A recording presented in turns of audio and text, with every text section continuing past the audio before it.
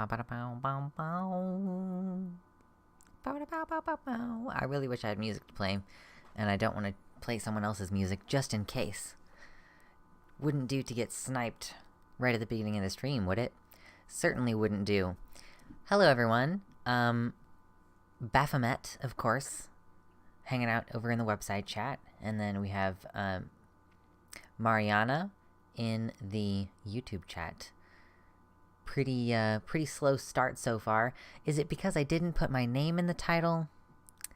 Why? I truly don't understand, but if you're here and you would like to help there be more people here, go ahead and hit like on the stream. That's always very appreciated. Getting things kind of rolling here. I know, Baphomet, it's terrible, but that's alright. I'm still getting into the swing of things, still figuring out what naming schema works and everything. Let's just go ahead and take that down.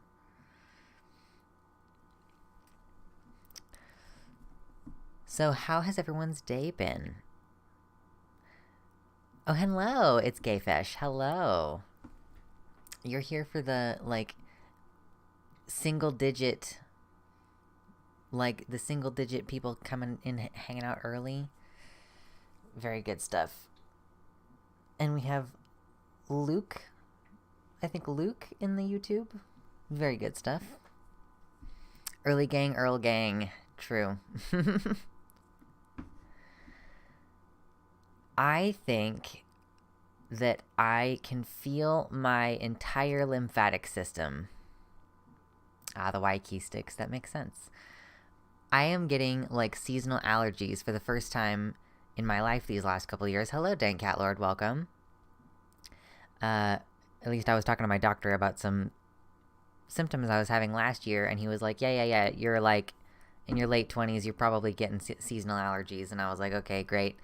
And these past couple days, I have been repotting all of my plants. All my plants are, potted plants inside. I'm still living in, apartment scale living. So, I was kind of in and out outside. I try not to do the plant stuff, where would you do it? In the kitchen, maybe? There's not a good place in a carpeted situation, so I take the plants outside a lot of the time to do the repotting stuff, and it has just, my ears and my throat hurt so badly, and not only that, but, I think that I can feel, the lymph nodes in other parts of my body. I'm just getting, pains in these localized spots, and they're, the same spots for the past couple days, and I'm like, I think that my superpower of central nervous system sensitivity, I think means that when I have seasonal allergies, I can just feel my entire lymphatic system, which is great. It's terrible. Hello, Analia. Welcome. Just had to get my little complaining in. Hello, Liv, in the YouTube chat. Just had to complain for a quick second. And I don't want to take... What's up, Christian V? I don't want to take any allergy meds because I wanted to for a second. I was like, yeah, I should take some allergy meds because my fucking ears hurt and it's going to make streaming a lot easier. But I picked up the bottle and I was like, I don't think I can ever take an immunosuppressant medication again unless it's medically necessary. I don't know if I am capable of doing that.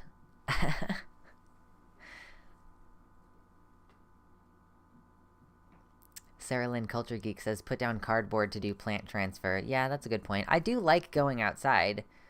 It's just hitting me like a truck with the allergies right now. And it's crazy because I don't really have symptoms here, but my ears hurt so badly, and it's making me salivate sometimes. Your lymph nodes are right next to your salivary glands, so that can happen apparently. They're all sensitive to pressure. It's weird. What's up, Timerinia? Hello, welcome in. So nice to see everyone. We're gonna enjoy ourselves today. We've had some times where we've gotten spicy on stream.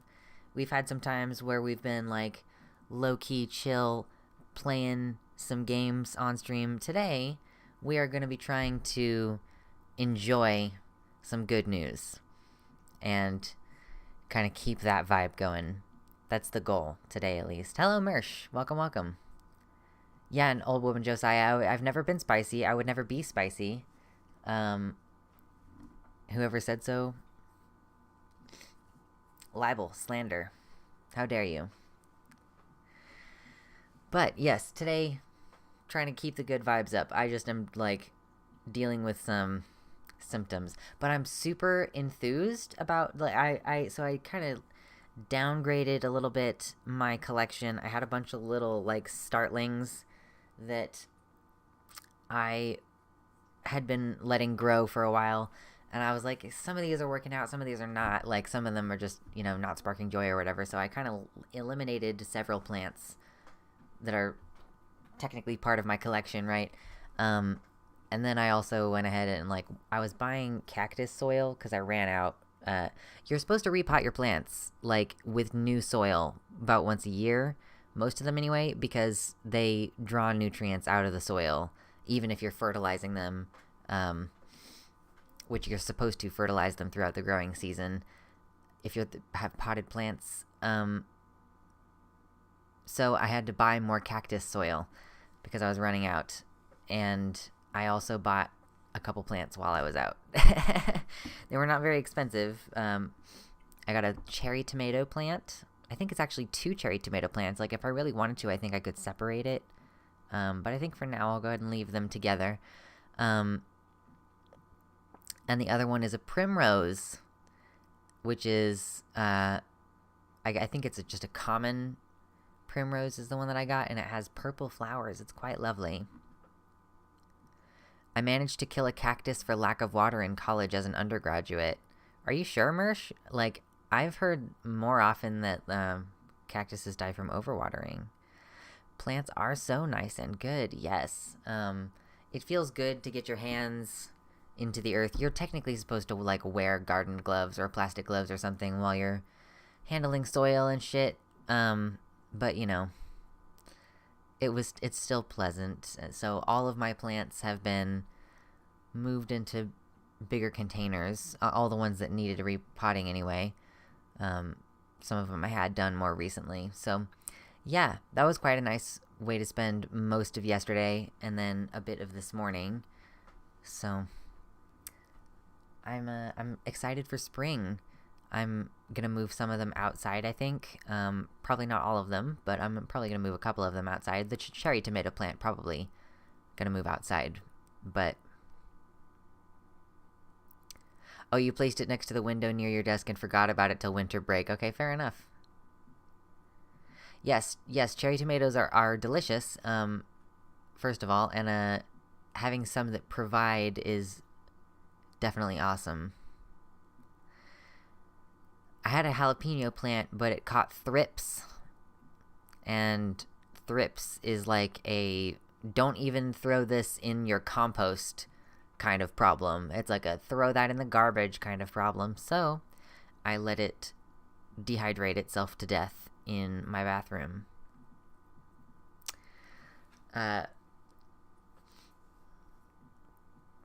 Seeded the background with microclover last fall. A bunch of it has come in except where all the maple leaves fell, but I checked that area today, and with the leaves gone, I'm starting to see the clover peek out. Ooh. Some kinds of clover I've heard. There's also like a kind of thyme that stays pretty short and has pretty colored flowers. Yeah, definitely. I want to do something like that. Like, it's going to be one of the primary outdoor projects.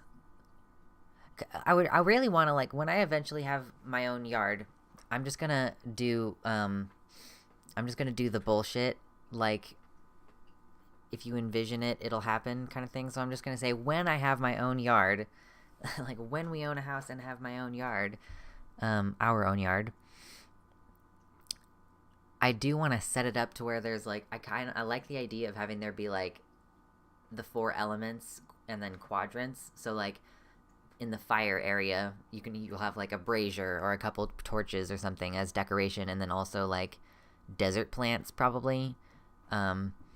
And you can correspond it with a direction if you want to. Like, you could have that be the southern corner, but you could also do, like, more likely, like, oh, which area actually gets the best sun, you know? But aside from that big project, which is just a huge circle jerk fantasy of mine, basically, the other big project would be replacing all of the grass with some kind of creeping growth that you don't have to cut, but that's pretty or smells good, or some combination of the two. I had a bonsai tree killed by a spider mite in graduate school. Oh, that's a bummer. I fucking hate pests. It sucks. That's so I've got like a couple different areas where my plants are. One of them is actually on the bookshelf back there. You can't really see it. Oh my gosh, join the Patreon. If you give me $1 a month, it's like giving me $12 a year, which is like a birthday present.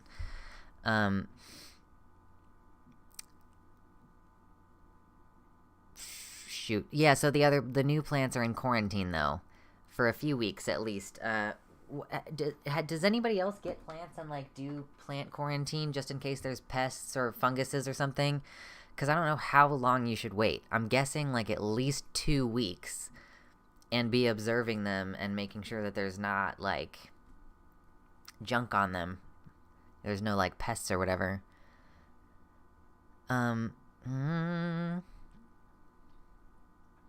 Yes, I do want to I would like to grow basil and stuff like that. I looked, while I was at the store, actually, I was looking at some herb plants, and I was like, am I going to use this regularly right now? Like, with how expensive those kind of plants are versus, like, I think the cherry tomato plant that I got was like $3 or $4, and all the herb plants were like at least $5. And I was like, am I going to actually use it? I don't know.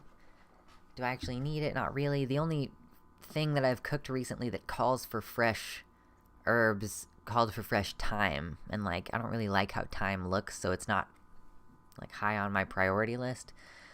But yes, I would like to grow veggies. I have the cherry tomato plant, and I mean, I would like to, that's part of the idea of the element garden too, is like, probably chili peppers will grow in the fire section of the garden, and then like, probably potatoes will grow in the earth section, you know, like, it's not necessarily all going to be perfect, and I would like to grow some companion plants together, like someone said, Analia said basil is good with tomatoes, like they grow well together. And I've heard like that the three sisters, there's like you grow squash and beans and corn together. So like the beans grow up the stalks of the corn, the squash covers the undergrowth and prevents like weeds from growing and overtaking the area, and they all feed each other nutrients.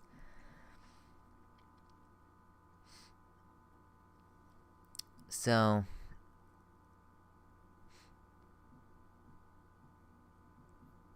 yeah, growing plants can be tough. I got an app that like gives me a schedule. It doesn't work for wildflowers. It only works for like indoor, like potted plants. Although it has like vegetables and plants on there, and I pay for it, and it tells me, because I pay for it, when to fertilize and when they need to be repotted. It gives me weather updates. So if my plants are outside and it's gonna drop below freezing, it'll say, like, hey, your shit's gonna die, bring them inside. The free version, I think, will get you on a watering schedule, but the most of it is, and you can look up plants and get info about them too, but there's benefits to the paid version of the app, but they don't pay me to shill for them, so I'm not telling you what it is.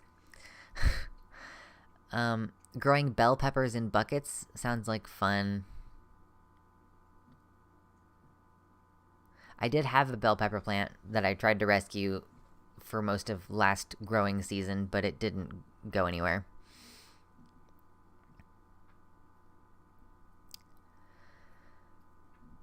Yeah, I think I'll eventually buy seeds, or like get tasty vegetables and like try to produce stuff from those vegetables. Maybe, I'm not sure. Like how you can like sometimes you'll get garlic from the grocery store that's got like a little bit of growth happening, and you can like plant those. I don't know.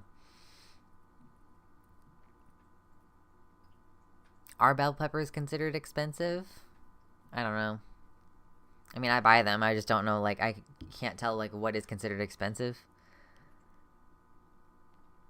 But yes, that's something I'm super looking forward to. And, like, I like having my apartment-sized hobby.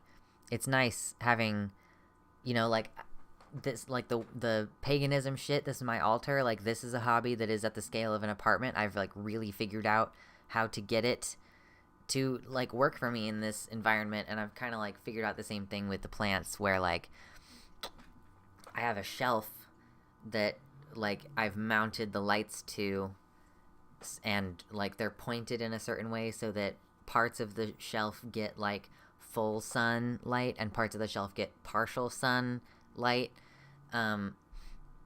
So it's nice to just have a little hobby, have a little, I'm sure it's clean, you know, they're probably cleaning the air to an extent. And I've got some that smell good. I've got some with flowers that smell really good. Oh god, the cherry tomato plant. Tomato plants smell amazing, y'all. I love how tomato plants smell.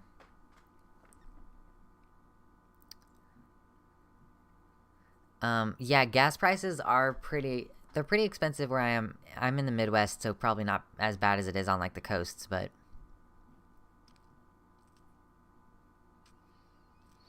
Yes, plants and knitting. I can't knit to save my fucking life, but obviously I do crochet, as we've previously discussed on stream.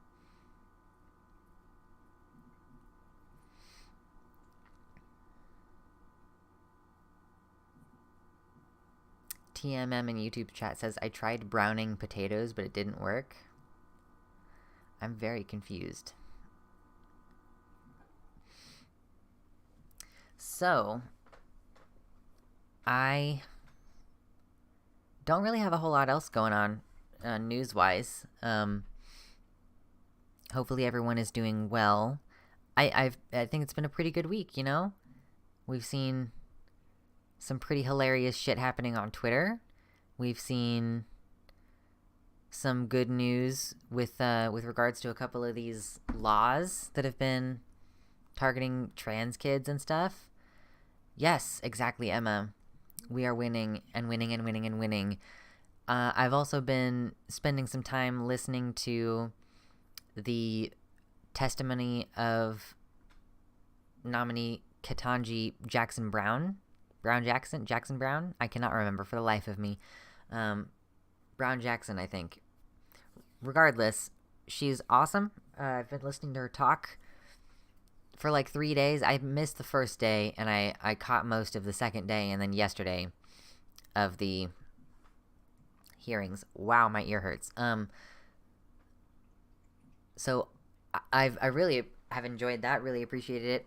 Obviously, like, I just spent a bunch of my free time today listening to it, because I ultimately, like, I was kind of trying to find any particular segments that we ought to listen to and highlight here on stream, but I also just listen to it for fun. This is the kind of person who I've become. I listen to Supreme Court nominee testimony for fun. I'm a fucking nerd. Terrible.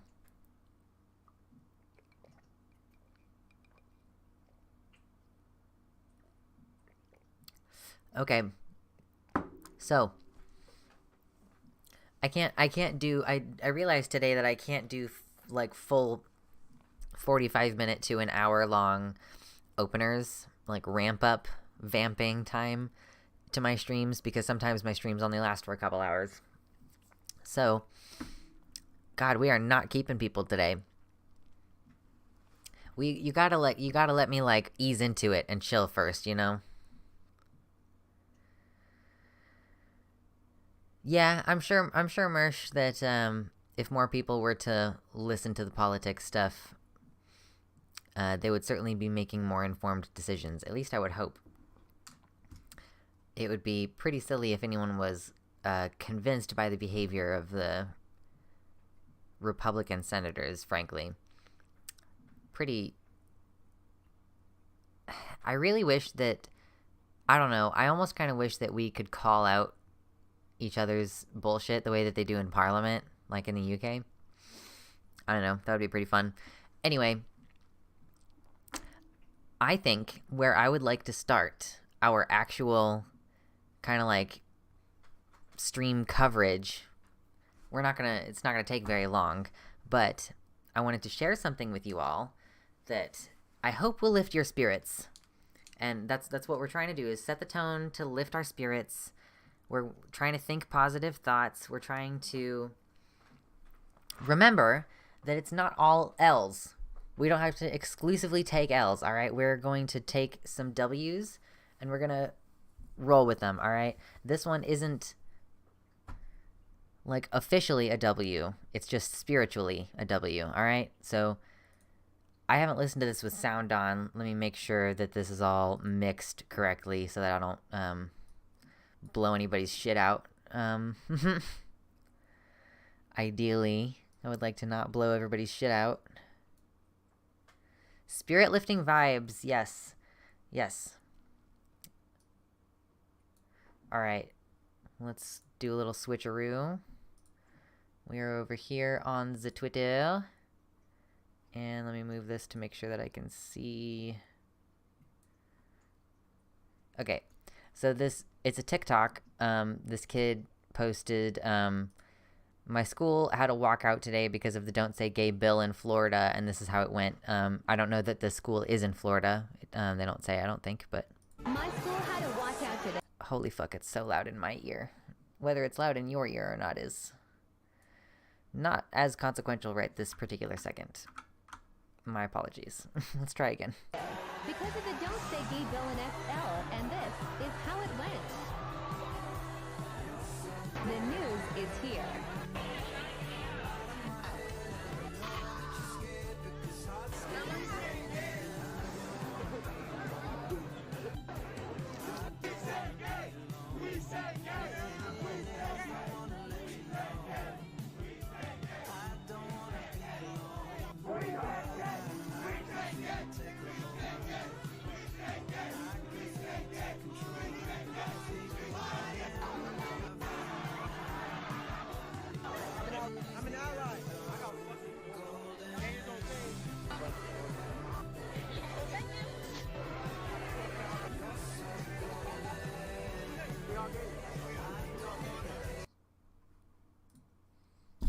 I just wanted you all to enjoy that uninterrupted. I could have commented over it, but I didn't want to because it's too wholesome. It was too good. I cried when I saw it the first time. I cried when I saw it just now. It's so good. Like, it's great to see kids involved in politics. You're right, Analia. It's good also. Like, I graduated in like 2011. So it was just really different back then, you know. I would not have expected to see that kind of support. And especially, like, I don't think I probably like don't need to go like in depth about it, but I like grew up in an area with a lot of Black people and other people of color, and that culture in particular has seen like a pretty big shift also. Like, that subculture, I guess, has seen a pretty big shift in their acceptance toward gay people. Like, I'm sure like gay Black people have talked about, you know, the ways in which that particular community has an intersection of whatever. But so it's especially good to see like that kind of progress being made, as well as just overall having like this entire school of kids basically like, yeah, to an extent, like they're teenagers, they're having fun. It's a kind of an excuse to be rowdy to an extent, you know, like I can see that being the excuse maybe for some of them, but overall, like seeing them like having made the homemade signs, they all have the flags. Like there's that one kid who like kind of aggressively waving the non-binary flag, the same colors as this one back here. Just really good stuff. Like, hot diggity damn, the kids are gonna be all right, you know? they're morally just better. They're just morally better. They're smarter morally, I guess. I'm glad that they're having the opportunity to exist in the world in that way. So that is, they are morally superior. It's true. The world has improved dramatically in the past 30 years. So that is kind of where I wanted to start. Yeah, resting well knowing I am morally superior to my opponents. It's true. It's true. So, God bless the Gen Zers. You know what's really interesting is, like, basically no Gen Zers, or at least no one whose Google account openly says that they're below 18 watches my videos. Like, my demos are, like, pretty almost exclusively, like, there's the 18 to 24 demo and then the 24 to 30 whatever it is demo. That's where my demos are. How I sleep knowing my enemies are ontologically evil. Hey, Oela Devine. Hello, hello, welcome. Oh, dang, Cat Lord, are you serious?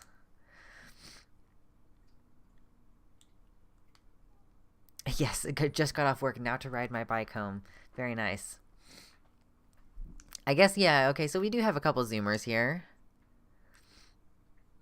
I think, Dank Catlord, you might be the youngest so far, because I know we had another user who said that they were born in, like, 2002. But if you're 16, that's, like... I can't do math. I truly cannot do math. Like, 2008?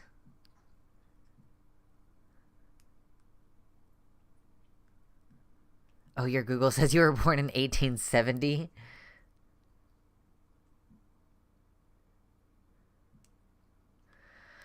Very nice. So, having done the heartwarming, slightly crying part of the opener, I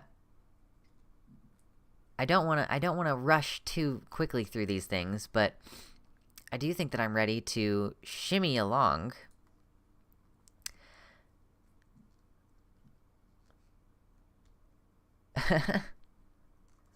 Oh my gosh. There's not even that big, I don't know. It feels like there's not, as we grow older, as we become adults, I feel like there's less and less of a difference between me and some of the older Zoomers. Like, if someone's 23, I'm not going to feel like there's as big of a difference between us, because I'm 28, you know? It's not a huge difference. I'll be 28 on Sunday. I am going to have a birthday stream, by the way. Sunday is a normal stream day for me anyway, so today's Thursday. I'm not sure whether we're going to stream on Saturday. I think I might want to save it. I might not want to, like, blow my load on a stream on Saturday if I'm planning on streaming Sunday. My stream Sunday is still going to be at noon, though. So, yeah, I want to try to go for longer if I'm still going to start so early. So, and that's going to be a text-to-speech stream, probably. Well, we might play a game and do text-to-speech for donations. I don't know that we'll get that many, but it could be fun. You know, you guys can do, like, I'm going to keep the threshold low so you can do it with $1 donations, probably. Yeah, turning 33 in July. My partner is, I think, going to be 32 this year. So you're really not that old. As long as you stay active, you're good. As long as you stay active, you're doing good. Even for me, like, with having fibromyalgia, like, I like, have to stay healthy in order to maintain, like, relatively acceptable pain levels and mobility and stuff, you know? Like, my dad was diagnosed at a time where there was less information, so he finds it harder to do a lot of stuff that I'm trying to make sure that I still, you know, I'm not, like, fatigued or, like, too in pain to do stuff. Oh my goodness gracious, Mersh. Grandparents were born in 1900.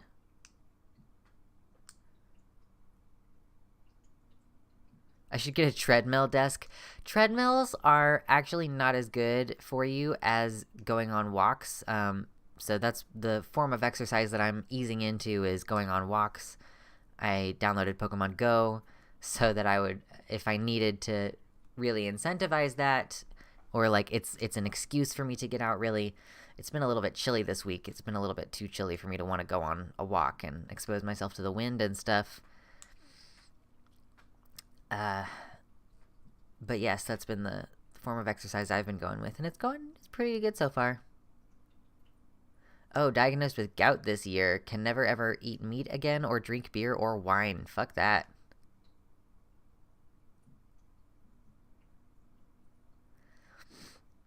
What's up, Joker, in the YouTube chat? I'm doing pretty good. We have done a little bit of a wind up, and we have done a little bit of a wholesome, the kids are all right moment, and we're about to look at another win.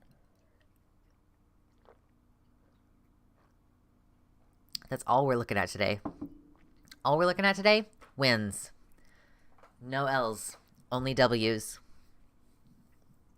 Yes, biking is really good too. I don't have a bike. I'm not willing to spend money on one, I don't think. Okay, so I also wanted to touch base. Excuse me. I have gunk in my throat. Great. Allergies. Awesome. I wanted to touch base really quick about some of the updates about laws going on around the United States with regards to trans kids for the most part. We had one in Idaho, I believe, which was struck down on the basis that it didn't... what was it? It was trying to make care for trans kids illegal, but it didn't make an exception for the coercive and forcible reassignment of intersex children and babies. So the law was struck down for that reason. It was apparently not bad enough, so they had to reject it. But we're still taking that W. That's still a W. That still means that in Idaho, transgender kids are still able to receive medical care for their transition. So we'll take the W. Yay! You know, we need to just take it, okay? We'll take it. Thank you.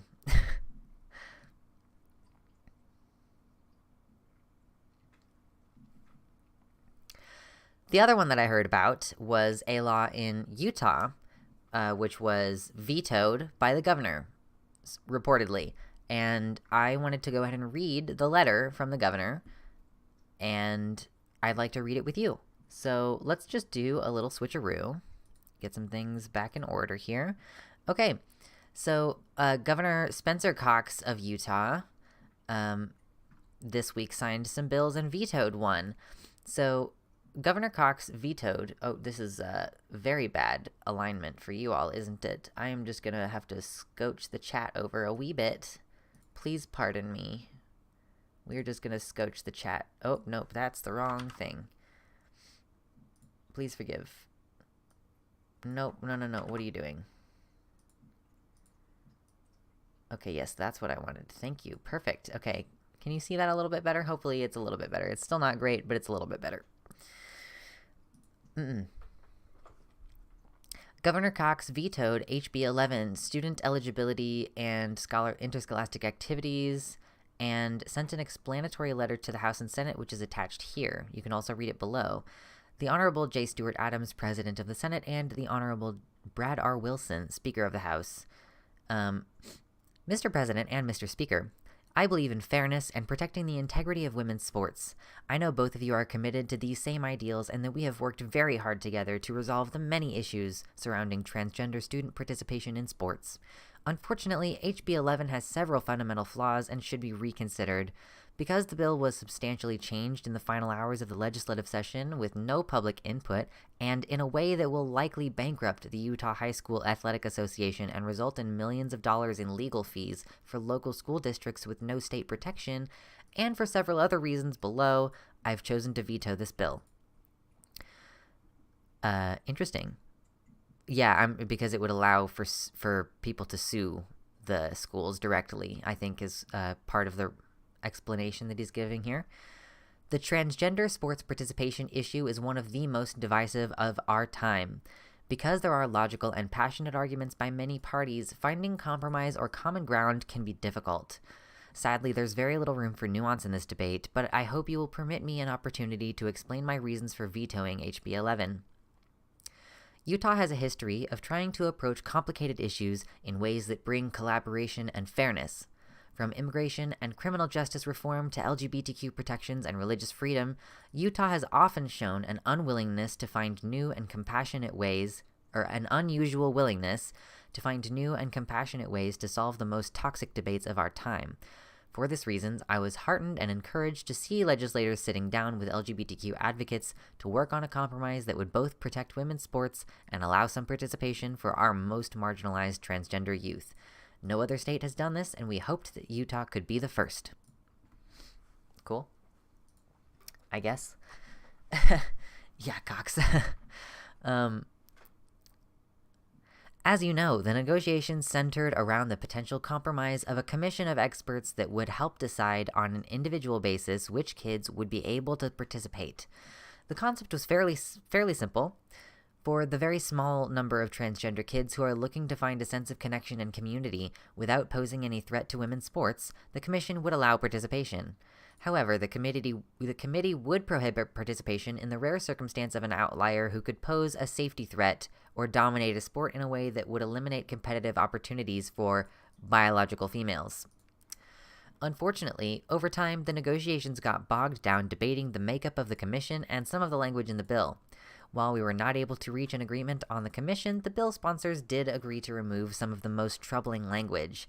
As the hallmark of a good compromise, neither side was thrilled, but there was a path forward. That's one of my favorite things. The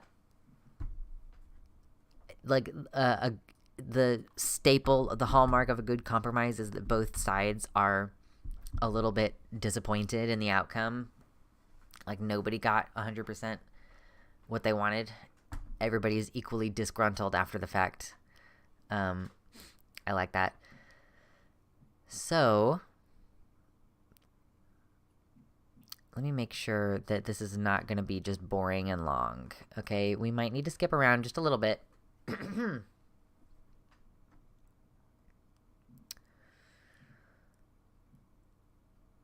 Oh my gosh. On the last day of the legislative session, we began hearing rumors of a fourth substitute of the bill that would implement an all-out ban, with the new commission only coming into play if a court prohibited the ban. While it is not unusual to have legislators propose changes to bills, it is unusual to have major overhauls proposed at the last minute on significant policy issues that had been the subject of so much negotiation. It is even rarer to have these pass, especially with no communication with those who had been negotiating the issue. So you can imagine my surprise when the fourth substitute was revealed late on the last day of the session and debated and passed just a few hours before midnight. What the fuck? These people are just snakes. They're just so fucking duplicitous and sneaky. It's important to note that a complete ban was never discussed, never contemplated, never debated, and never received any public input prior to the legislature passing the bill on the 45th and final night of the session. For this reason, many legislators who might have otherwise supported the policy felt compelled to vote against it. I'm just going to skip forward a little bit here. While I appreciate the apologies I've received from legislators involved in the truncated proceeding, I feel a veto is necessary to improve the process and to better allow the public an opportunity to weigh in. One of the worst results was the inability of legislators to understand the financial impacts. Yeah, they will inevitably get sued over the bill. The organization for the athletics doesn't have a significant amount of reserves financially on hand. There's no financial protection for that organization, only an explicit invitation for lawsuit.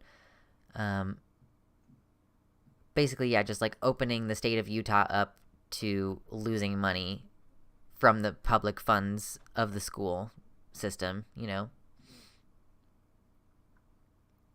skipping forward a little bit here. I think it's important to address some of the arguments that came up during the passing of the fourth substitute of the bill. Many legislators brought up the trans swimmer at the University of Pennsylvania who has recently dominated women's swimming, setting records and lapping the field. She didn't. I agree with those who are concerned with this egregious example. Not egregious. I believe this is terrible for women's sports. It's not. Also, women are competitive against men. The only reason that they have to play separately is because men's egos are fragile. There are natural advantages that come from our birth sex, negligible, which is the very reason that we have men's and women's sports in the first place. No, it's men's fragile egos. Setting records and taking scholarships away from biological gendered women should give everyone pause. No, they should fucking level up and be better. It's bad for women and it's bad for the LGBTQ community as it turns allies and reasonable people into opponents. Fucking read a book. I don't believe that this type of participation is compelled by the Constitution, but that decision will be left to courts in the months and years to come. Undoubtedly it will. Undoubtedly it will. There are problems with this example being the reason for a complete ban in Utah.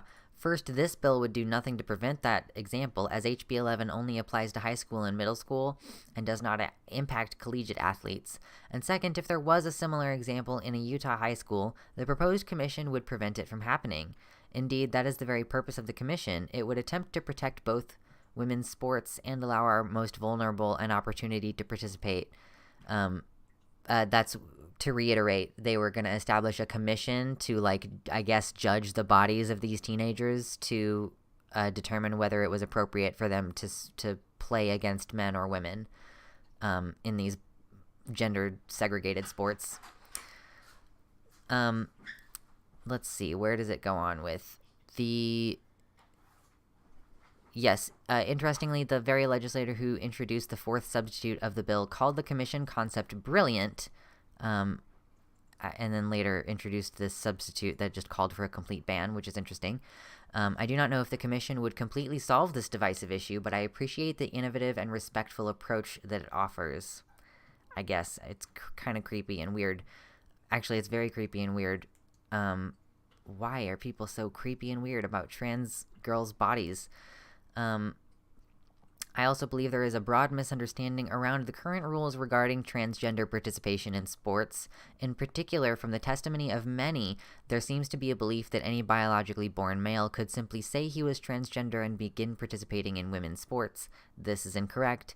For many years now, the Youth Athletic Association has had in place a rule that only allows male-to-female transgender participation in women's sports after a full year of difficult transition hormone therapy and in consultation with a healthcare professional. That's true and is the case in most of these situations.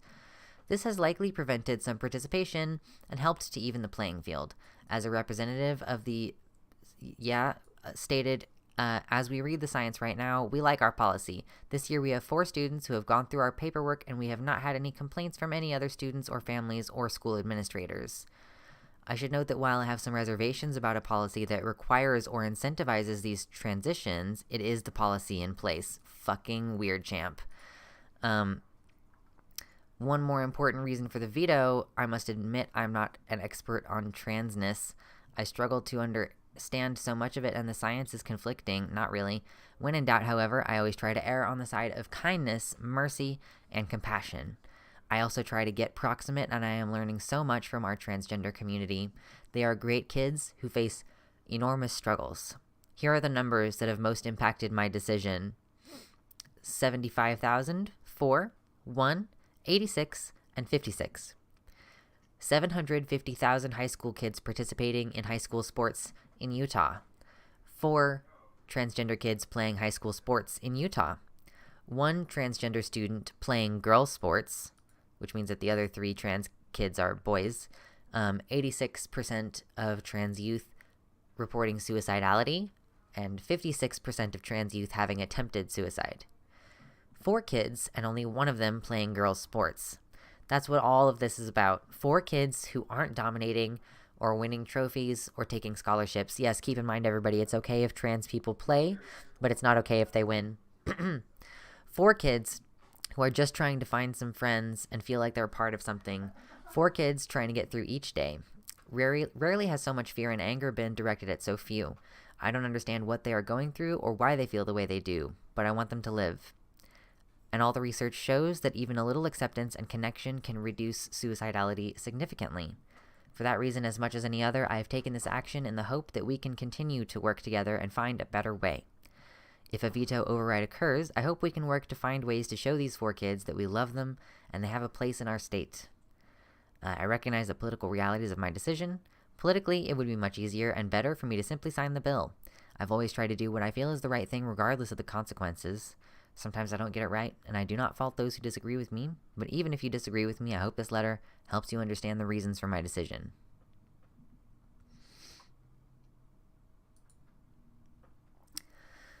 So, it's not perfect. There's things wrong with it.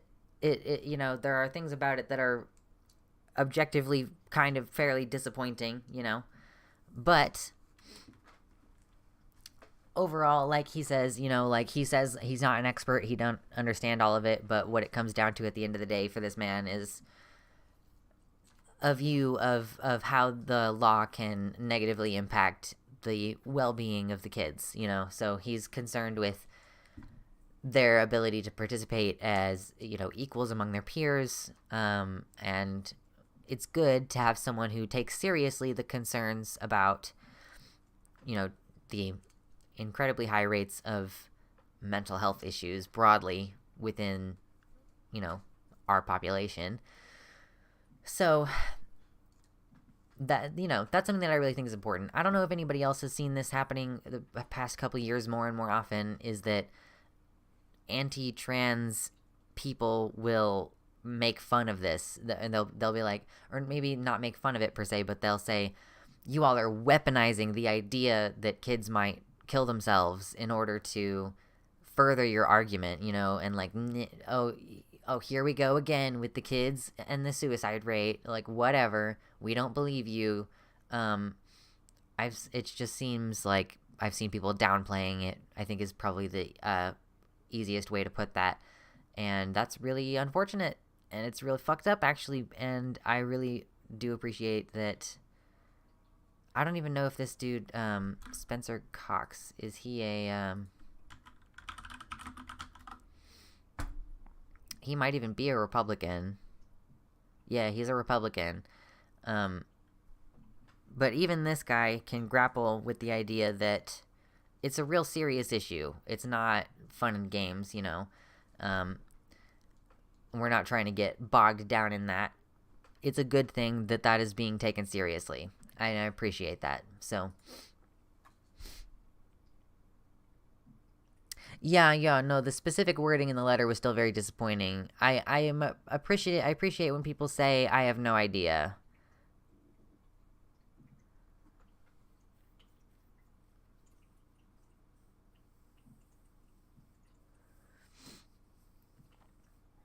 Yes, waiting until the last minute to push some extra bit of awfulness through is par for the course.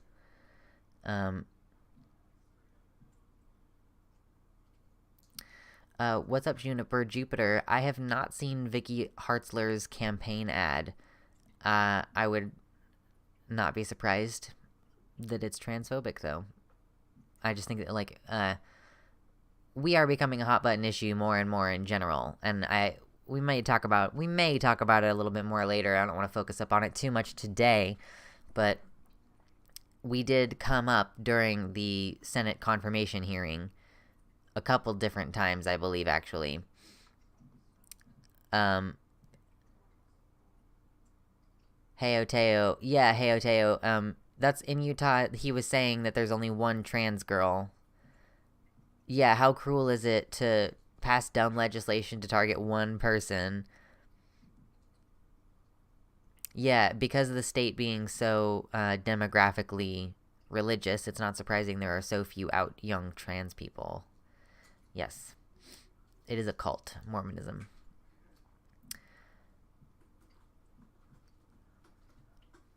Mersh says, you're right about male ego. When I won in the free sparring competitions and karate tournaments in the 1980s, some of them got really upset.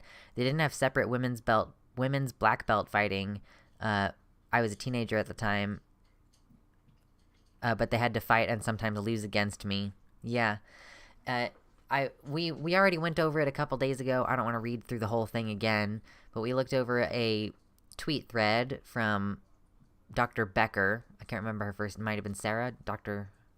Becker.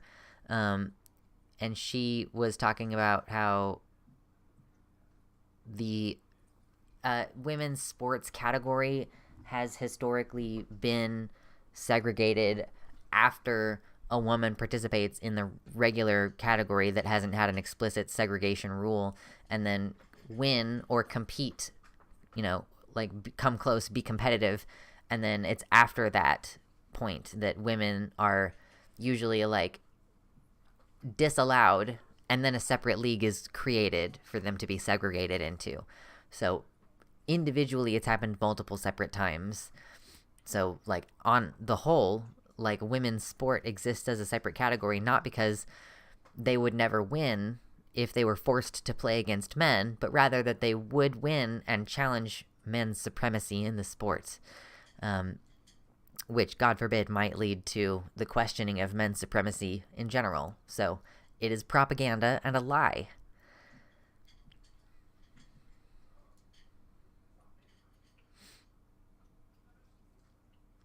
Yeah, I can agree, Timerania.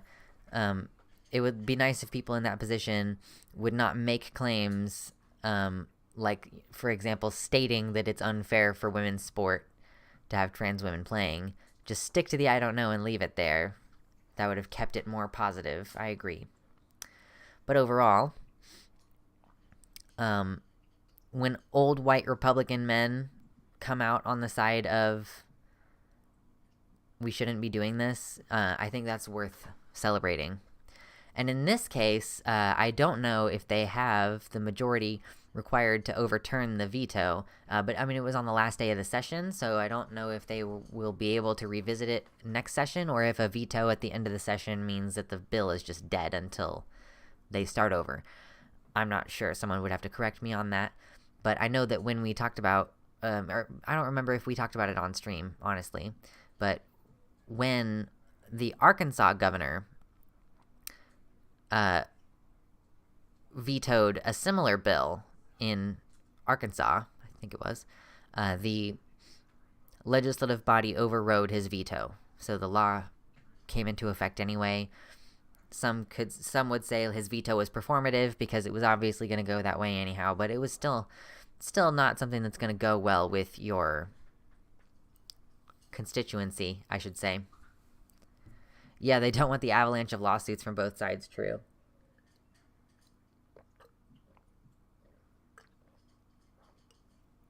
Gonna have to get some more water here in a second, but first I'm gonna blow my little nose. It's allergy season. Oh. There's just not much to it, though. It's, very sticky, and it's not moving very far. Oh, gosh.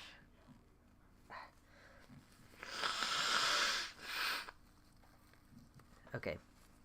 Maybe that's a little bit better.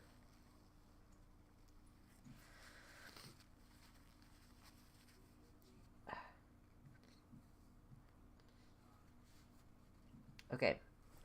Eli Levine says, Luxander, when I played football in high school, one of the baddest people I lined up against as a lineman was this huge Samoan girl. She kicked every dude's ass and was constantly sacking our quarterback. She was a challenge to deal with. Yeah. I don't know that it's necessarily the case in contact sports, but I do know, I was reading that article, or the tweet thread that I brought up earlier had some articles about how, for example, women tend to be better endurance athletes. So, for example, if you had a mixed swimming league, as in the situation with Leah Thomas, if you had a mixed swimming league, you could very well have, maybe more often than not, men win the short race but more often than not, women win the longer races, which seems to be the case with stuff like marathon running and maybe biking. There are some sports where having a lot more testosterone in your system helps a bunch, and some where it's just practically useless. Yeah.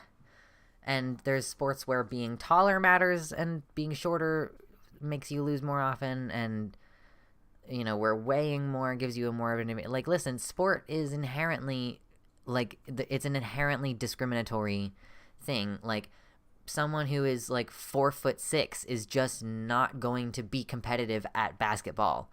Like, it's just not possible, in that sense. So, yeah, I don't understand why people don't realize that. There's just an inherent unfairness in sports,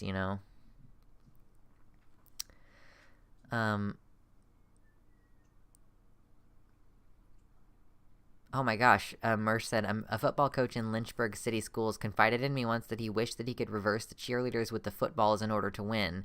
He said the cheerleaders were stronger and more athletic than the male football players that year. Cheerleaders, really take their shit quite seriously. Yes, even in those sports with gendered categories, the outliers have advantage. Yeah, so it's weird. It's hard to decide which way to argue, I find, because I was like, oh, it's great. I just discovered this argument that, I don't know, maybe it works fine. But I was like, oh, now that I know that women's sports are segregated because men are crybabies, then it could be that if I argue that primarily, though, if I say women are competitive with men, that fails to address the argument that's being presented by them, which is that trans women are like men. So in a way, it sort of dodges the critically, the transphobic aspect of the argument. So I think that you have to say both, that the performance in sport is partially reliant on current estrogen levels and current testosterone levels, and that despite those differences, in many sports, women are capable of being competitive against, cis women are capable of being competitive against cis men. And it would be really interesting if we were to, just go for weight and height categories and things like that, and trans people and cis people all played together, all genders played together, where would the trans women and trans men shake out in these? I know I'm presenting this in a very binary fashion. That's the nature of our society at this time, unfortunately. But how do you? It would be interesting to see the spread of who wins at what,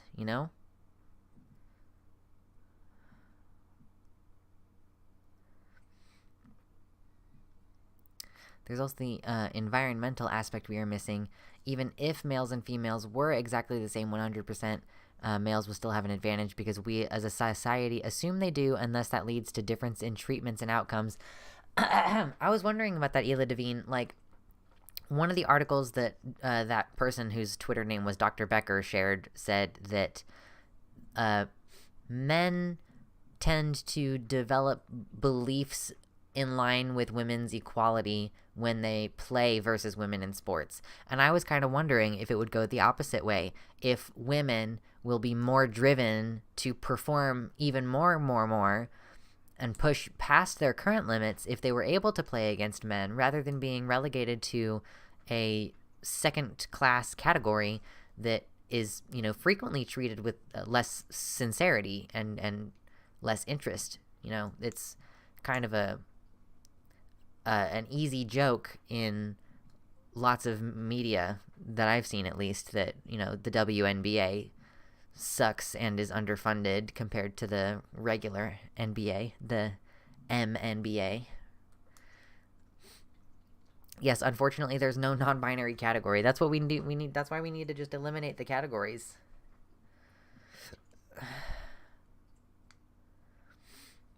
it depends on the individual regardless of gender, how hard they are willing to apply themselves. Genetics is part of the equation. Will and desire to work hard and push themselves to the limit are what makes a winner.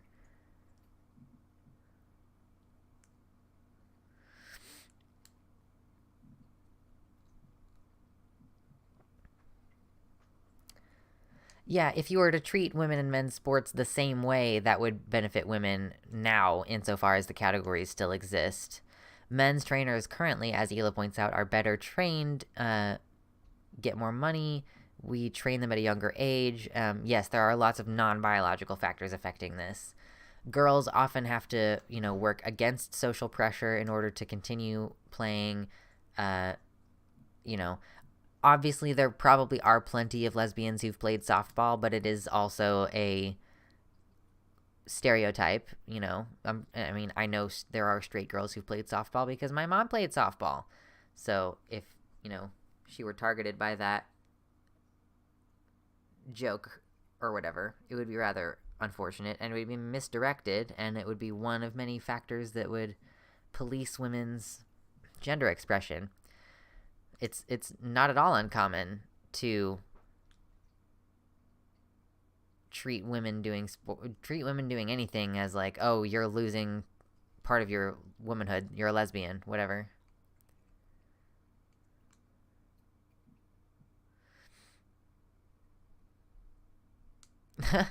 Hayoteo says, then even if you assumed trans women actually did have an advantage, you could claim that would be a benefit of cis women by pushing them further. Yeah, honestly, that's a good argument. Like why don't isn't that just incentive for you to train harder? That's the thing, is that we've brainwashed all these women into thinking that they have a biological disadvantage, that they biologically cannot keep up.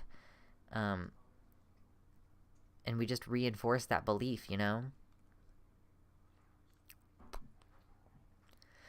when I transitioned and started taking anti-androgens, I lost about 25% of my distance in javelin throwing, despite changing nothing about how I was practicing the sport. Quite demotivating. Unsurprising.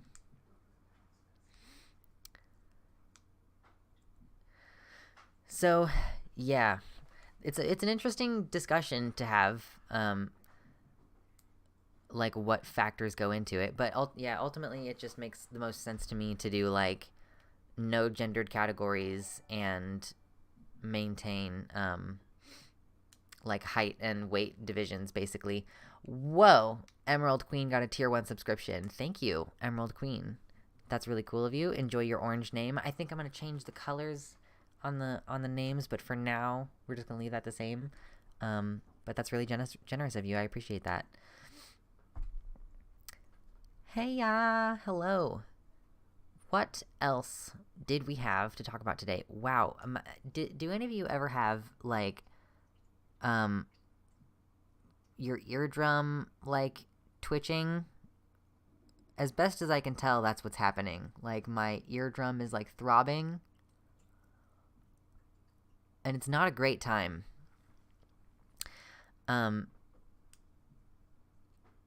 Yes, Timerania says, I already knew I'd be losing distance on the javelin. Looking at the differences between average performances within the categories, it's one discipline that definitely is affected by T to a large degree. Yeah, that's that upper body strength. Okay, thank you, Trout Dealer. That makes me feel a little bit more sane, because, my left eardrum is just, throbbing. I guess, liquid is moving around in my head or something. Oh, it fucking sucks. Yeah, I know. I'm sure that it's from allergies. I have some nose spray that I'll probably use a little bit later. There are cis women with cis male ranges of testosterone.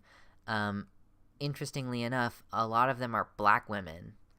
It seems like well, first of all, it's clear that our averages are based on normative ranges for white men and women. Because, Castor Semenya, as far as I'm aware, is not confirmed to have a difference of sex development. She's not intersex. As far as I know, she like has normative organs, but she just has testosterone that is outside of the range that we've considered to be normatively female, her natural body. And because of that, she's not allowed to play, or she's not allowed to run. She's a runner. She's not allowed to run unless she has, unless she takes like testosterone blockers, basically, and she won't change her body, so she can't play. Yes, the earaches.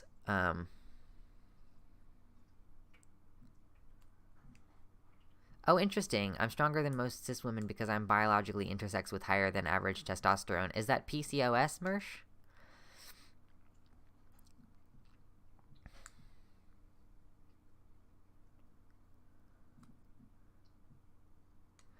Yeah, chest and shoulder strength is crazy important to certain sports.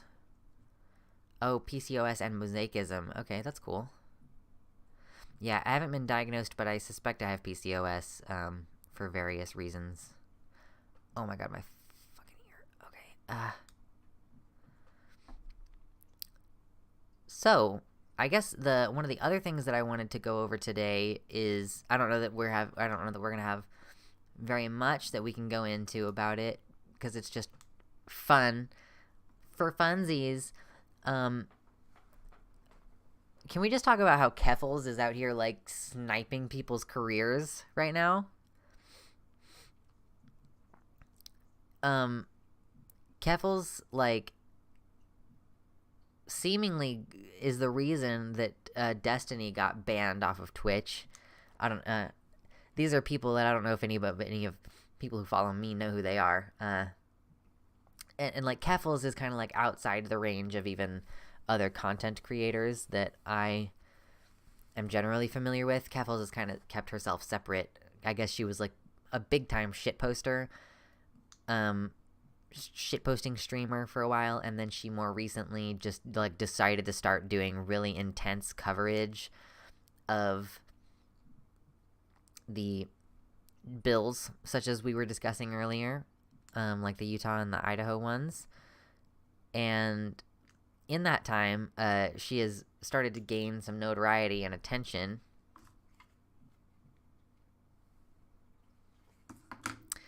She started to gain some notoriety and attention, and she's been shit talking on Twitter a little bit. Like, she's a shit poster, so she's doing serious advocacy now, but she's still a shit poster. So I saw her like parrying back and forth a little bit on the Twitter, and then I thought D was banned because of the hate raids, but he may have just had someone banned on his channel. I'm not sure. I wasn't really keeping close tabs on it. I know that when he started bothering Keffels on Twitter, Keffels did signal to Twitter support that it was an account that was ban evading. So at the very minimum, she was trying to get him banned off of Twitter, and I think it was nearly successful, if not quite successful. Let's see. She ratioed Lauren Southern, though. That's the fun part of all this right now. Let's just scooch that right over there. Scooch that right over there. So Keffels, I guess, like, replied to something. I don't know what the original post was about Lauren Southern, but we had Lauren Southern says, ratios won't make you a woman. I've always wanted to ratio Lauren Southern. Oh, wait. This is a response to. Oh, yeah. Keffels posted, hey, Steven, I just took away your primary source of income. Please leave me alone and stop bullying trans people for content. And then Lauren Southern said, oh, wow, trans advocates censoring and destroying the income of people who slightly disagree with them. Wow, this sure is making me love the online trans community more. Wonderful activism.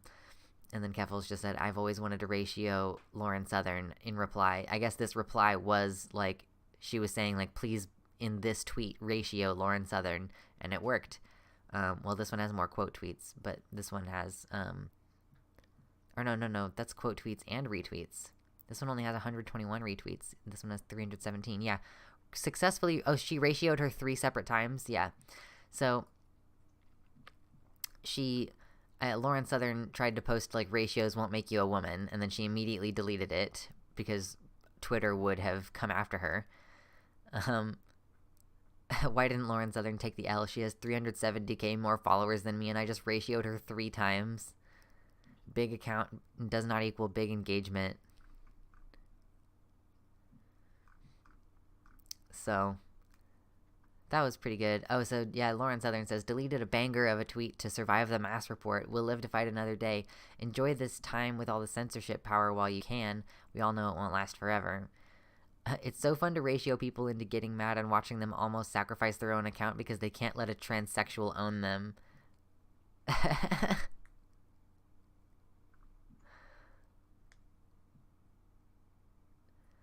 So, I think that's just about the end of that, maybe? Oh yeah, the context here is that Lauren Southern said, I will never be a woman, and deleted the tweet out of fear of losing her account to reports for hateful content. Banger tweet is when a trans woman ratios you on Twitter and you call her a man. True. Yes, we're back up to the top of Keffels. Oh wait, she is... Oh, we've got even newer updates. I had this chat, or this, I had this tab open earlier. But we have new updates. Destiny purged all his tweets again. I have made him do this twice now. I will continue tagging Twitter support every time he mentions me. Trans rights are non-negotiable. This isn't a debate. My community is made up of real people who live real lives and have fears, hopes, and aspirations. The struggle for our rights to live dignified lives is not content. Asking popular figures to be a good example by standing up against transphobic bullies is good and cool, actually. Okay, I don't want to read these horrible things that Destiny has said. You all have been familiar with them if you know who he is by now. So here's an interesting point. Destiny saying that if he is permanently banned on Twitch, he is going to get an account on a live streaming website that is run by white nationalist Nick Fuentes. It can't possibly be for Twitter. Oh wait, this kind of looks like it's been edited. Or I guess it's been edited together, maybe. I'm not sure. It just looks funny. The JPEG compression on it looks funny to my eye. But it says down here at the bottom, gonna grab that cozy account from Nick. So, I was kind of wondering about that. Nick's website hosts streamers who do dedicated hate raids against Twitch streamers that use the LGBTQ and transgender tags. Many of my friends have been targeted. By the way, that's why I don't stream on Twitch. That's a big part of why I don't stream on Twitch.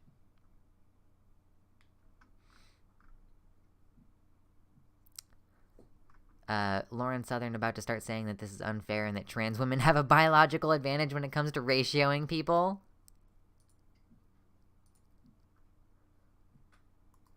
Amazing. That's incredible. Hold on. I dropped something. Okay, so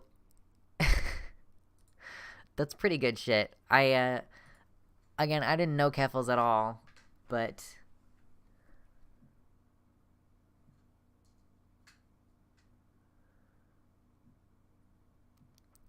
I appreciate the shit posting and the fucking around with Lauren Southern and everything. That's pretty good stuff. It's pretty good stuff. Keffel's apparently an incredible social driving force. It's true.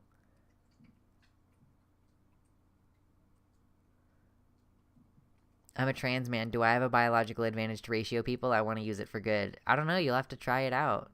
You'll have to try it out. Yes, Doggy the Anarchist. Sorry, we're not gaming. We're doing a good news roundup. We're talking about all the W's today. The wins. We've had some political wins and some shitposting Twitter wins, so we're gonna enjoy them. Ooh. I need to get my strip lights set up. I have the strip lights, but it turns out that there's way more of it than I realized. There's two 65-foot reels, and that's so much to know what to do with. I have to plan carefully. because I don't want to cut it short. I don't know if I'll be able to patch it back together if I cut it short. So, looking forward to getting some colored lights figured out in here. Maybe I'll get that set up for Sunday. Get that all ready for Sunday.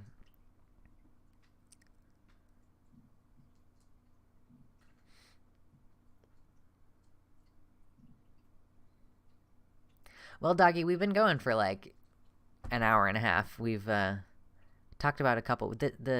What we were just talking about was that a trans woman streamer is fighting back against harassment and seeming to win the culture war online about it.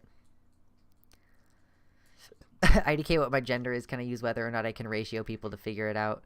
Like one of those magical stories where it's like, oh, all girls have the power to da-da-da-da-da, and that's how like the trans girl finds out that she's a girl because she has the power or whatever. Oh my goodness. Yeah, Santari, don't get too transdoomer. Today, we had some good wins, okay? Listen, do we need to go back to this? Like, we have more viewers now. We're going to, real quick, we're going to look at this again real quick. I'm going to take the volume down somewhat because it's very fucking loud.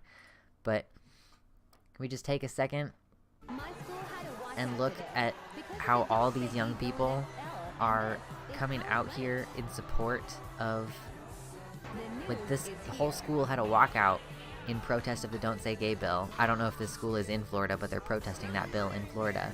All these kids are like, trans rights are human rights. It's okay to say gay, born this way, we say gay. Like, they're chanting, they've got their flags waving, they're wearing stickers and stuff. Like, we are going to be okay. When these kids grow up and they get into positions of power, hopefully they're going to keep this energy going, you know? Hopefully this is not performative. Like, I'm sure for some of them it's just for fun, but it seems like for a lot of them, they really care. Like, it looks to me like a lot of these kids really care. And I want that to be recognized. I want us to recognize, you know?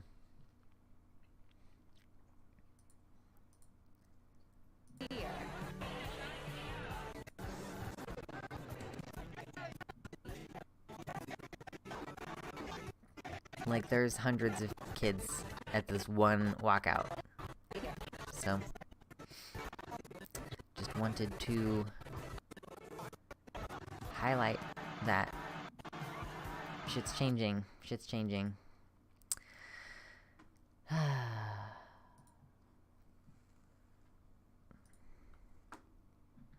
Yes, the message spreads wide.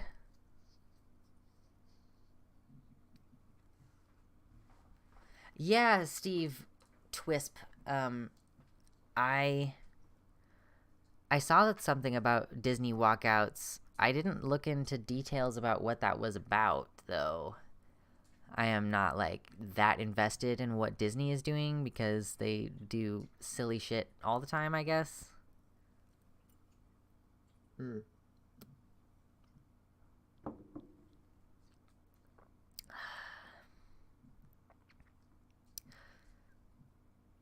Yeah, Disney employees are better than the entire corporate entity. Yes, I support Disney employees.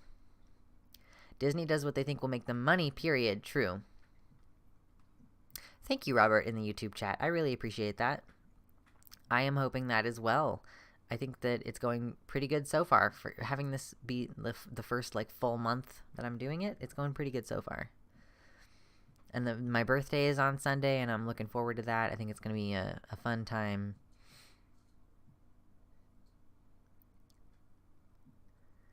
I want to go ahead and just take a quick step away.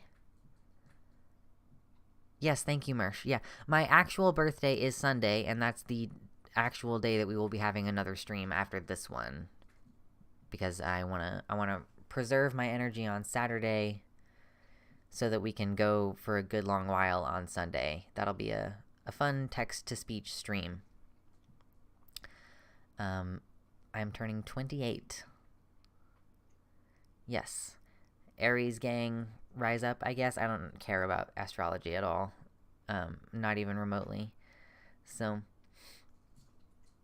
yes. something that people don't realize is like, with a small channel like mine, it really does actually matter if you like the streams and the videos. Like when you watch a video, hitting like on the video, commenting on it helps, but like sharing also, like specifically like, like, have you seen this video, this specific thing? Like if you know someone who needs to be educated about a specific thing, but like if you know someone who you think might like the content and stick around, that's even better, because I've been hemorrhaging subs for the last couple months, and I'm hoping to get it to stabilize again. That would be nice. Channel analytics are good otherwise. It's quite nice. People are in attendance. People are sticking around for a pretty long time in the videos. Lots of people are hitting like on the videos. It's going really, really well so far. I've been doing this like a slow burn, a slow build up toward the inevitability of just doing streams. Oh goodness, Mersh. You make me feel like a baby.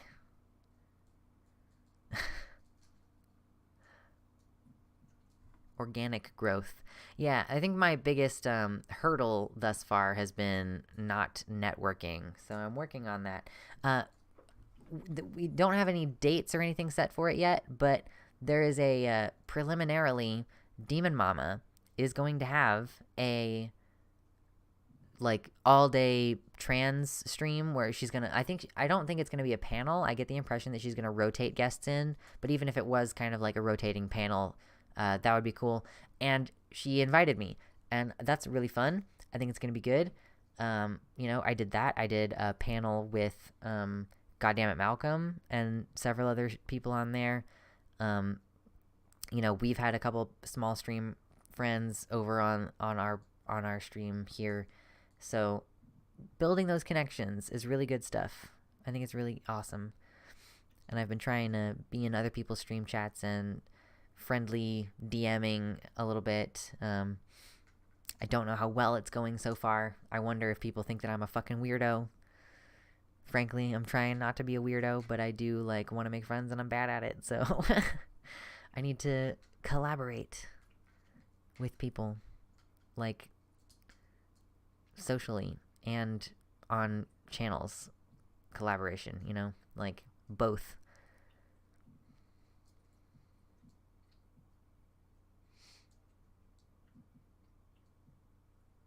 Do you think people are leaving because of the shift in format or because of the shift in tone?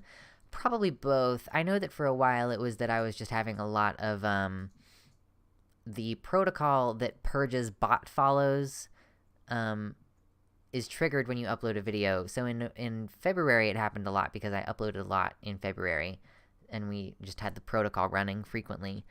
But I do think that probably the change of tone had a big part of it. Like, I mean, I still post regular videos sometimes, but it's different, definitely, having a stream that you edit down into a video for later. And then I definitely have lost, like, a pretty good chunk specifically from these last two videos that I uploaded, where we have, like, this change in tone, kind of.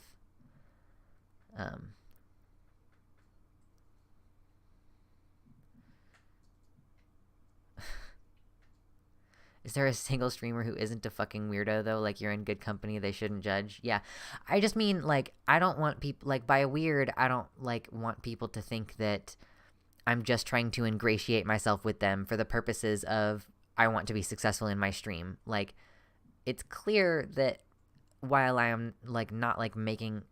I'm not, like, rich doing this. Like, I could just sustain myself without those connections if I wanted to.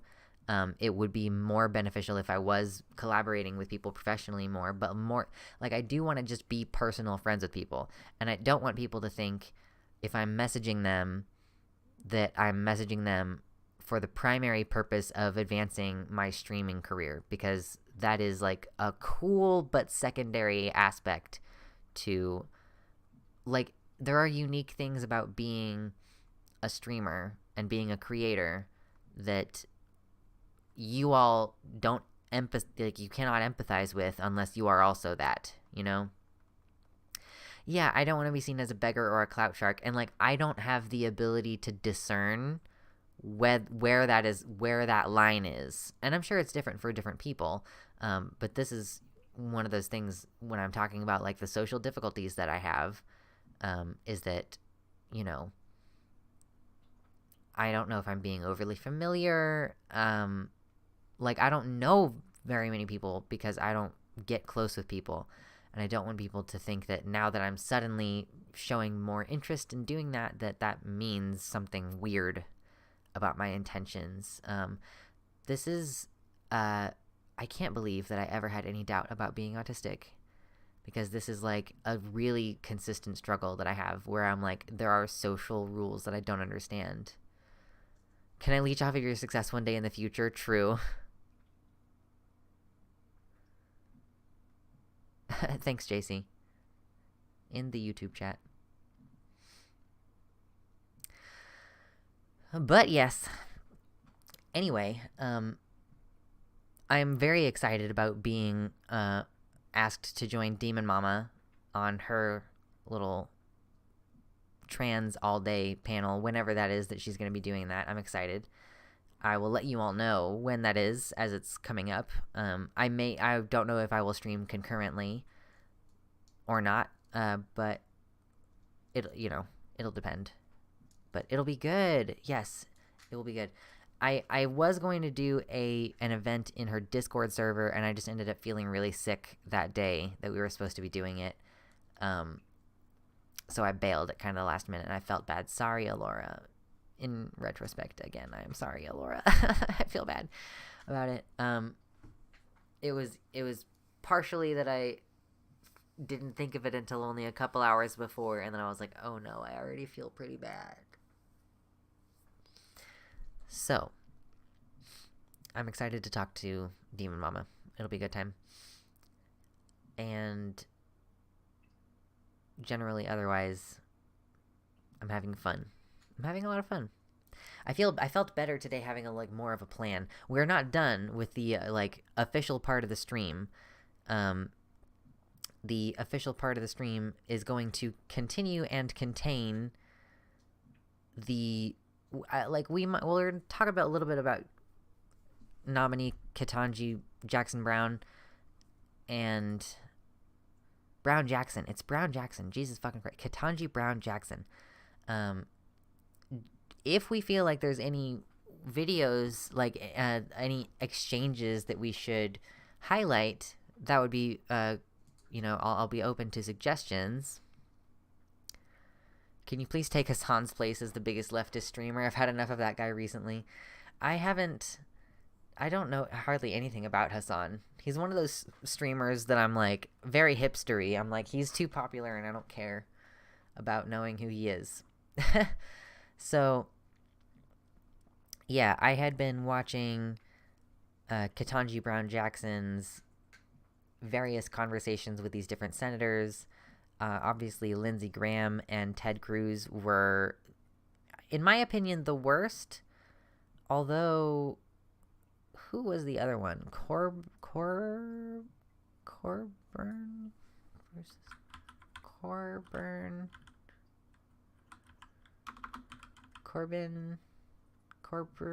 whomst? There was one that I was listening to in particular earlier. Senator John Cornyn, not Corbyn, Cornyn. Something about this guy's question stuck out to me while I was listening to it earlier, but I can't remember what it was. Was this guy talking about trans stuff, maybe? A couple people asked her about trans stuff. Oh, no, not Cory Booker. No, I was not thinking of someone positively. I appreciate you, Marsh. I appreciate you, Tabaxi. Glad everybody's having fun. But no, Senator John Cornyn, I can't remember what exactly the nature of the... Oh, yes. I had a very specific reason I would like to watch I guess at least this specific section. I'm gonna get back in a second. Okay. I'm gonna take a break here in just a moment. Before we go on this short little break, I am gonna let you know what we're gonna talk about after, so that you'll stick around. Okay? What we're gonna talk about after is that if you thought for a moment that gay rights were secured, you were fucking wrong. As these people have been coming after trans rights, they are lying in wait to remove protections for gay people. They're waiting to remove abortion and even potentially birth control access. And the gay marriage issue, this guy was very careful not to say anything about homosexuality or gay people, but one of the senators who was questioning Ketanji Brown Jackson and trying to, in the Supreme Court nomination hearing, he raises the question of whether the federal government should interfere with a state's right to define marriage in a traditional manner. So, when we get back, we are going to talk about how gay marriage is at risk if we are not careful, with Senator John Cornyn questioning Ketanji Brown Jackson in the Supreme Court confirmation hearings. So, with all that said, if you have not hit like on the stream, please hit like on the stream. Please stick around for about 3 minutes as I just step away to refill my water and hit the bathroom, and we'll come back. Okay? I appreciate you. Soon there will be a nice little image here. My artist got back to me, who's drawing the art that's going to stay here when I step away for a second. I just need to get back to her about some adjustments that I'd like her to make to the sketch. And that's something I'm very much looking forward to. If you'd like to help, that's going to cost money. So I would appreciate any contributions that you're willing to make on that front. So I will just be right back. Okay? Dun, dun, dun, dun, dun, dun.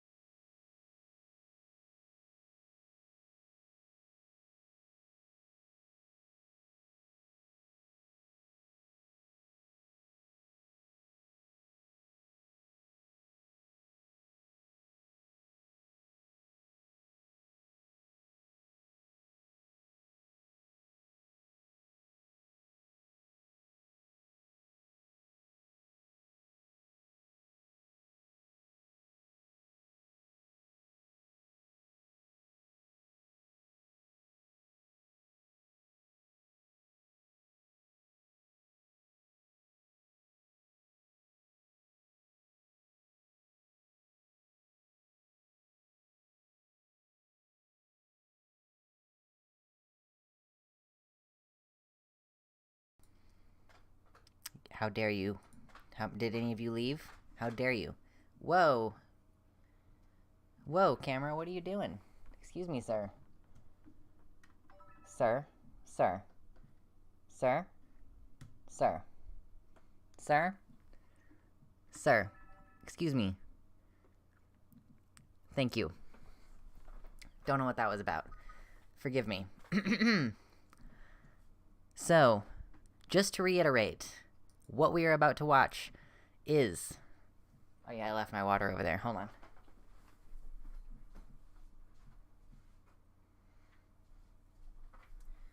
We are about to watch a sitting U.S. senator raise the suggestion, the possibility, that marriage is going to be bad. So let's open one of these and come over here. Okay, we got this. We're going to pop this out. We're going to make sure that all the sound is adjusted properly. This is just a little 7-minute video, okay? It's I do the hard work and boring shit so that you don't have to. This is like the main highlight, I will say, that the main highlight that doesn't actually do psychic damage from this Senate hearing, or yes, Supreme Court hearing, whatever. The Supreme Court Let's get this figured out. Fundamental right, which is a right to same-sex marriage. You're familiar with that case, aren't you? I am. Okay, hold on. Let's see. Hold on. Do we got CC? No, we have closed captions are not available. My apologies. Actually, let me see if the hold for just a moment. I'll see if I can find a version that has subtitles, because I know that that is going to be preferable, even if you all can hear. Guidelines for sentencing. I'm not asking you to.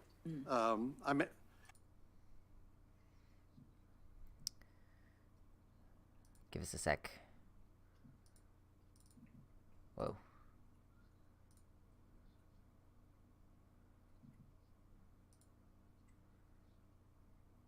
Okay.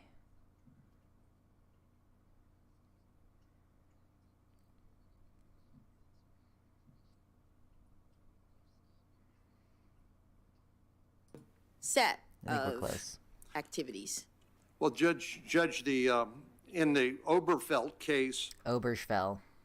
Justice Roberts, in his dissent, noted that the court invalidated marriage laws of more than half the states and orders the transformation of a social institution that has formed the basis for a human society for millennia.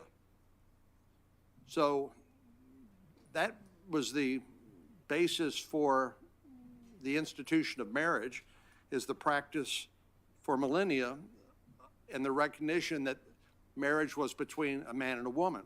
Now, don't get me wrong. I'm not arguing the merits or lack of merits of same-sex marriage. Are you sure? I believe the states and the voters can choose what they will, and that's their prerogative, and I think that's legitimate.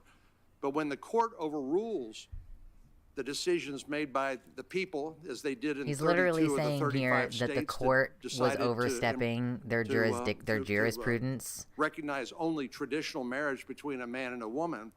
That is a act of judicial policy making, is it not?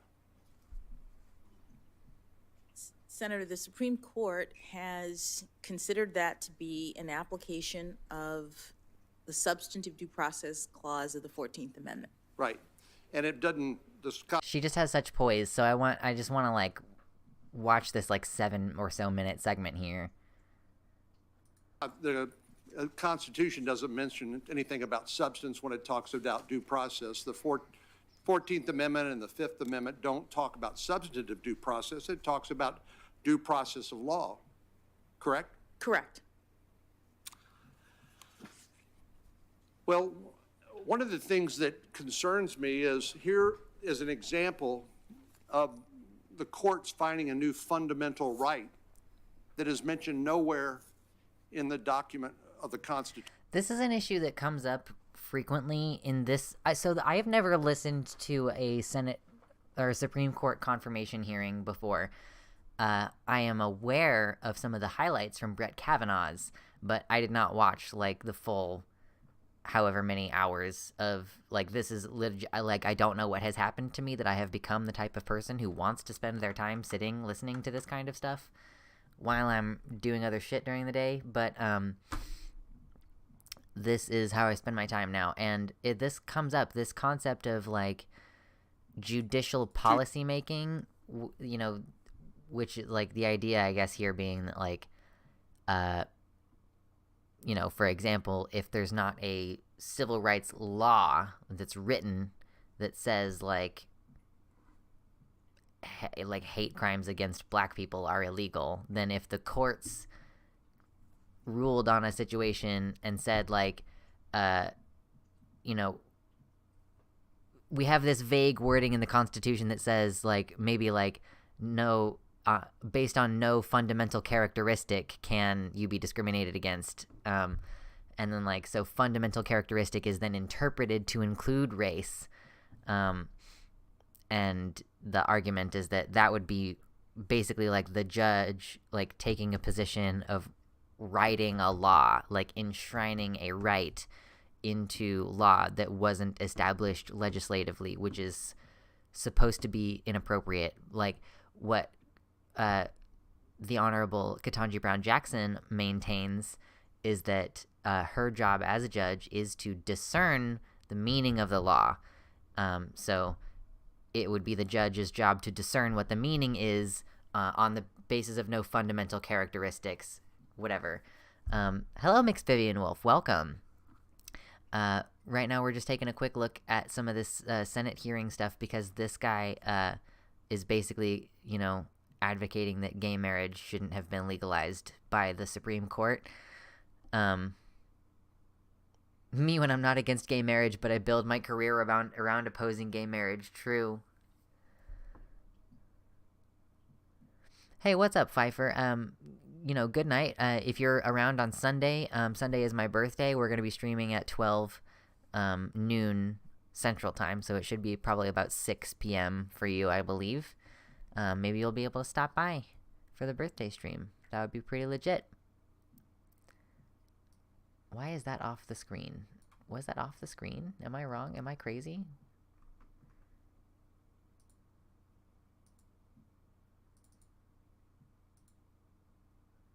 Oh, it is way down low off the screen. Why is it all weirdy? I don't know. I'll fix it later. Who cares?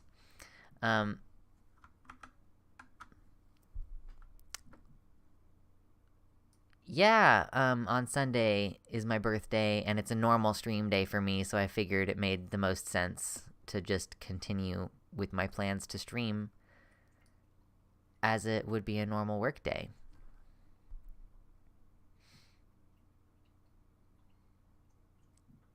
So yes, I want to continue looking at this, because if you haven't seen... Yeah, part of it was that I forgot until a couple hours before that we were doing that thing, and then the other part of it was that I was like, oh shit, I feel like garbage, and I don't know if I'm going to feel better before the thing. But yes, I will, I would like to go in the future if you do any more, like, I know that Alora has a difficult time summoning the energy to organize such things, but more Discord events would be cool. So.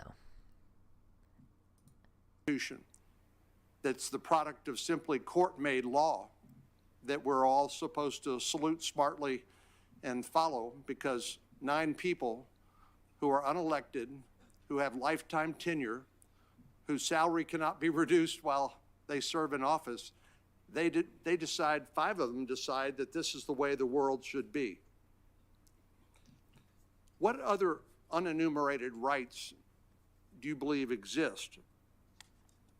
And how could we possibly anticipate what those might be?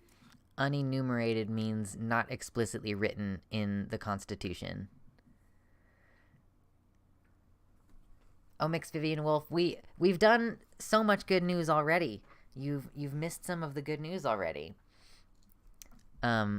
This part is not so much like explicitly, I guess, good news insofar as we've been celebrating W's so far, but this is, you know, an astounding thing I was not expecting to hear today, questioning the legitimacy of gay marriage legally, but I just also appreciate the poise of this woman. You were busy watching this stream where an ANCAP was calling you a terrorist? Yikes. Yeah, Ty Marini, I agree. It is icky how some people basically worship the Constitution as it was initially created. I don't think that we should necessarily be beholden to what the intentions were of people who just did not live in the world that we live in now. Yeah, maybe not the best thing for brain happies. Hilarious, though. Why was an ANCAP calling you a terrorist? Was it because of supply chain content? Yes, the Constitution is meant to be a living document that changes. If you wanted it to never change, then you can't have a Bill of Rights. Like, you can't have an amendment system.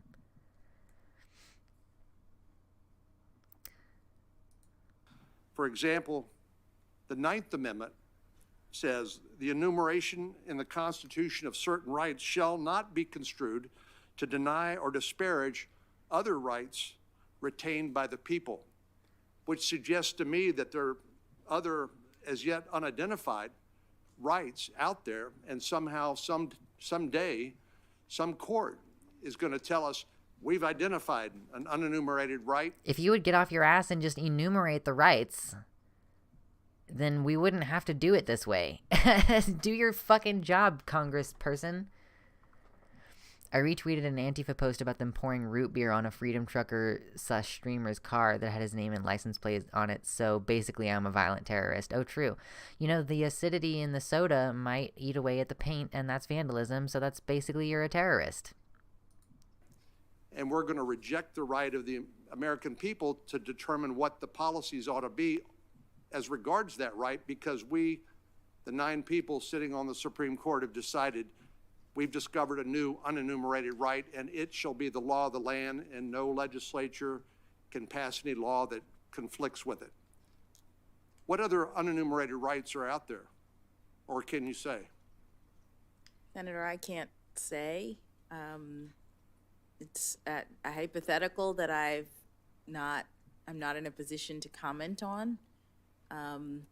The rights that the Supreme Court has recognized as substantive due process rights are established in its case law.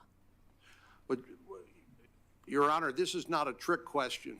Oh, I understand. Okay. I'm just not in a position to speak to the. Well, can you understand why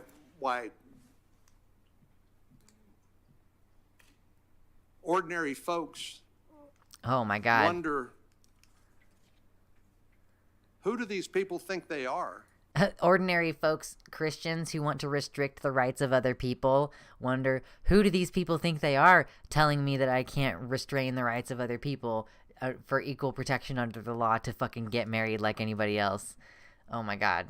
Just normal people. Yeah, just normal people. Normal, ordinary, everyday people. And where does this authority come from? I think Yes. the authority comes from we the people. That's the source of legitimacy of government. But when the courts decide to identify an unenumerated right and negate anything that conflicts with it, can't you see how they might feel that this is illegitimate, or a sort of policy making that you have Did she get confirmed? I hadn't, let me,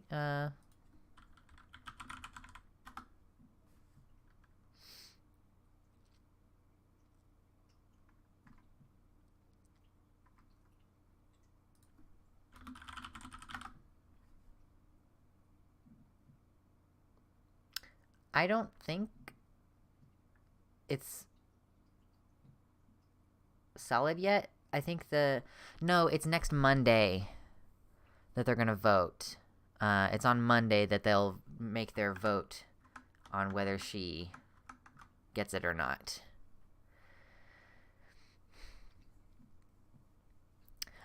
Yeah, so she, I think that most recently she is a judge. She was a lawyer for a while, and then she's been a judge. She was a trial judge for 8.5 years, and then she's been a district, appellate judge. Yes, yeah, she's a Supreme Court nominee. So this is the hearing where I don't think so. I think we had a death. Because they've only just mentioned that there are 9. Or there's one of them that's in the hospital right now, too. I'm not sure what the deal is. Frankly, I wasn't paying that close of attention. I didn't know that we were having another hearing for a nomination, but she seems like she really has her shit together, so I'm excited to see her succeed. Yeah, there's just been so much news. It's really difficult to keep up with everything. Disavowed by saying that you don't want to make policy, you want to stay in your lane. Can you understand the concern? Absolutely, Senator, I do understand it. And because I believe the court's legitimacy is very important. That's why I agree with Justice Breyer that notwithstanding what anybody else says, that should be an aspirational goal of the judges, because we're all concerned about the legitimacy of our institutions, and particularly, I would say, the institution of our judiciary. So how do you as a judge, when you are approaching your decisions, how do you try to avoid being seen as a policymaker by embracing doctrines like substantive due process, which is essentially gives judges carte blanche to do whatever they want? Well, Senator, I've not had that particular situation, but I have a methodology that is designed to avoid my importation of policy perspectives. The judges are constrained in our system. That's part of the constitutional design. And so in all cases, I am looking neutrally at the arguments of the parties, and presumably in a case like this, there would be arguments made on both sides of the issue. Well, Your Honor, if you'll forgive me. Yes. One reason I think the Supreme Court's different is because in your previous capacity as a trial judge, of course, you were bound by circuit court precedent. And on the circuit court, you're bound by the Supreme Court precedent. But as a member of the United States Supreme Court, you will be bound by nothing. You will be unaccountable to the voters. And so you said you can. Well, respectfully, Senator, I mean, yes. So you're not going to be able to find the answer in some law book somewhere. You're going to be presented with a case, and the argument's going to be made. This is an unenumerated fundamental right, and the voters, whatever they've said, is irrelevant. How is she supposed to? Because we, 5 members of the Supreme Court, are going to decide what the law of the land should be, and anybody who disagrees with us will be labeled a bigot or be accused of discrimination, even if their beliefs happen to flow from sincerely held religious conviction, like the definition of a marriage between a man and a woman. Mm-hmm. But you've already told me that you see why this is a concern. I see why it is a concern, and I would just say that although the Supreme Court is not, bound in the sense of having to apply prior precedent, there is stare decisis in our system. There are now standards in the stare decisis world that the Supreme Court applies when it's asked to. Thank goodness the Supreme Court has been willing to revisit its precedent, or we'd still be living with Plessy versus Ferguson or Dred Scott. One of the things Senator Whitehouse and I agree on is he and others frequently ask Okay, I feel like we're past the point where it mattered for this. Oh, I did not watch Ted Cruz's first one. I think I only saw Ted Cruz's second one, where I don't know. Ted Cruz. I was like, why? It would be boss if she was confirmed. Everyone seems to think that she's just going to get it. Even some of the Republicans were like, I'm sure when you are confirmed, da-da-da-da-da. I don't know if that's something that they usually do because they're duplicitous fuckfaces, but this confirmation hearing has somehow made me think even less of the Republican Party. For some reason, I thought there'd be at least one non-insane one. Yeah, I guess there was one guy who was like, I was listening to him earlier today. He was like, it really matters to me to, or was it this guy who was like, I'm really trying to be on time. Like, I don't know. Some of them were more respectful than others, I'm sure.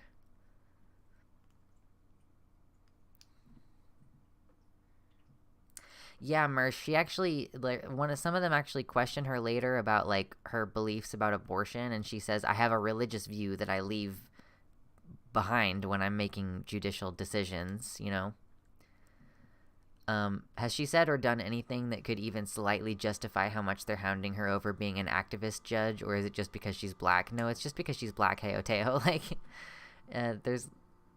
I don't think that, I mean, like, the one thing that they hammer on is that she ruled on, like, 10 cases of child pornography possession, and in a lot of those cases, she went with, like, the lower end of the recommended guidelines, and she pointed out in a so when the laws for sex offender registrations were first put on the books, she was in law school at the time, and so she wrote about the possible legal interpretation of the type of punishment that putting someone on a sex offender registry is. And she points out that, like, sex offenders are reviled. So they connect this point in the past with her writing this, what type of punishment is a sex offender registry? And took that as in line with her giving, like, relatively short sentences to people in possession of child porn as, like, are you trying to say that pedophiles are reviled and like they shouldn't be by implication? So, like, that's like the one thing that they have that they try to pull back around to constantly about her being like an activist judge or whatever. So I do hope she is confirmed. I'm not surprised they're insane, but I'm surprised they're not even trying to hide it anymore. True, Heoteo.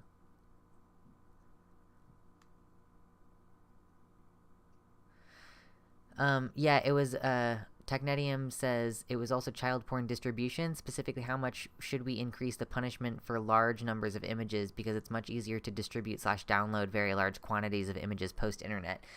Yeah, she was trying to say, like, when the standard was set that a large number of images equals a larger sentence, it was when people were sending these images by mail. So if a person had hundreds of photos, like, each one of those, like, listen, and those, like, we're also talking about, like, literal photos. We're like, not so much talking about, like, printed out images, you know? Like, we're talking photos. So, like, it's more directly, like, the photo is the direct result of an incident of harm. And if you end up with a collection of them, then you have, like, you have a case to say that this person has been doing it for an extended period of time, that they've made a deliberate and ongoing effort to curate the collection, that each individual photo represents a significant harm, as opposed to, yeah, like on the internet, you could, with one click, you know, I guess with one click you would, like, download a zip that you would then have to undo. But, you know, like, she's basically saying, like, the number of images doesn't necessarily impact how egregious the case is because of that extenuating circumstance, that it's so easy to acquire a large number of them. Yes, minors can end up on sex offender registries for sending nudes of their own bodies. To clarify, minors can end up on sex offender registries for possessing and sending nudes of their own bodies. One Republican implied she was some kind of child predator herself. I didn't catch that one, I don't think. Yes, Mersh, the guidelines she followed, even the Republicans admitted, were typical of what other justices, both liberal and conservative, had also followed. She followed appropriate federal guidelines. The senator is appealing to emotion of the public to score brownie points and make her look sinister to conservatives. Yeah, one of the other senators pointed out that that many judges are reliant on their own discernation on these cases because the legislative body has not kept up with revising the laws. So, like, Judge Brown Jackson is not the only person who has had to say, like, whether the number of images had to do with the severity of the crime. You know?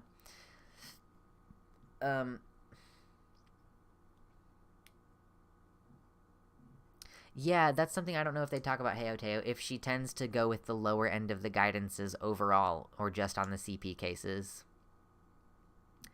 Yes,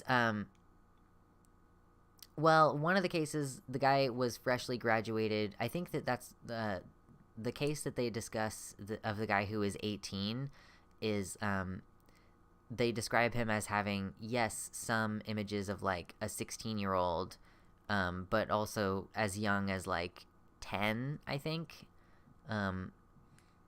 So that one, like, it was a range, I guess, of ages, but she did take it fairly easy on him. I mean, to be fair, like, what she said in that opinion seemed to be like, it sucks that at the age of 18, like, you didn't necessarily know what you were doing, but because we penalize this so heavily, this is a mark on you for the rest of your life, basically, you know?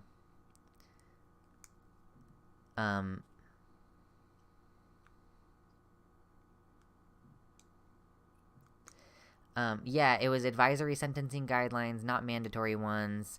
Yes, she pointed out that if the Senate wants CP offenders to get longer sentences, they should pass a law saying so. Oh my God, this is the thing that drives me crazy, is that they'll say, like, oh, why did you assign them the minimum? And it's like, well, why don't you just make the minimum higher if you don't like the minimum where it is? But then the thing is that no matter where the bar is, the minimum is always still the minimum. So no matter what, you're going to be harshly criticized. It's basically like, at that point, it's, you know, you might as well just ask the question, like, do you just want to apply the death sentence? Because it seems like it doesn't, like the more lenient of any two penalties is going to be disgusting to you as a person who cares a lot about the children. Trout Dealer says, I've heard some people got on the registry just for public urination. Yeah, public urination is a sex offense that you can get put on a sex offender registry and have, like, where you can live limited, you know, based on your proximity to, like, schools and stuff. If someone lies about their age, even if you're like just outside the range of the Romeo and Juliet laws, but the person lies about their age, you can end up on a sex offender registry. And that's like, it's earnestly, like, it's a black mark on you for the rest of your life.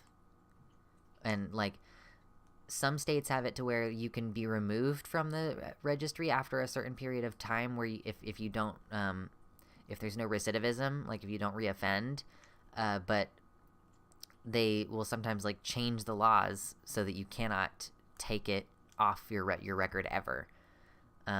Yes, sex offense you literally can't avoid if you're homeless sometimes. Amazing. True. Oh, yeah, no, you're right, Heoteo. I don't believe for a second that these senators themselves actually care about this. They're just trying to slander her, but I can see how that would make people uncomfortable. Like, this could be seen as a weird place to start cracking down on over-sentencing. That's a dishonest framing, but I get it. Yeah. She's not even an especially liberal justice. They literally just hate her because she's black. One Democrat pointed out in questioning that she was on the side of less lenience for cooperators when applying the Fair Sentencing Act, placing her to the right in that case compared to some Reagan appointees. Yes. So, I mean, yeah, like, she still, at the end of the day, like, worships the rule of law, so she is kind of, like, a little bit cringe in that regard. But, you know, we're not going to hold it against her too bad. She's doing her best. And, like, her, I think she said her grandparents each only went to elementary school and weren't educated beyond that. And then her parents each were the first person in their family to go to college. So both of her parents are first generation college graduates, I believe. And then she is about to be on the Supreme Court. Like, that exponential increase in social standing is pretty wild and pretty incredible. Oh my gosh. The Fair Sentencing Act retroactively shortened the sentences of people arrested on crack-related charges to bring them closer to the lengths of powdered cocaine charges.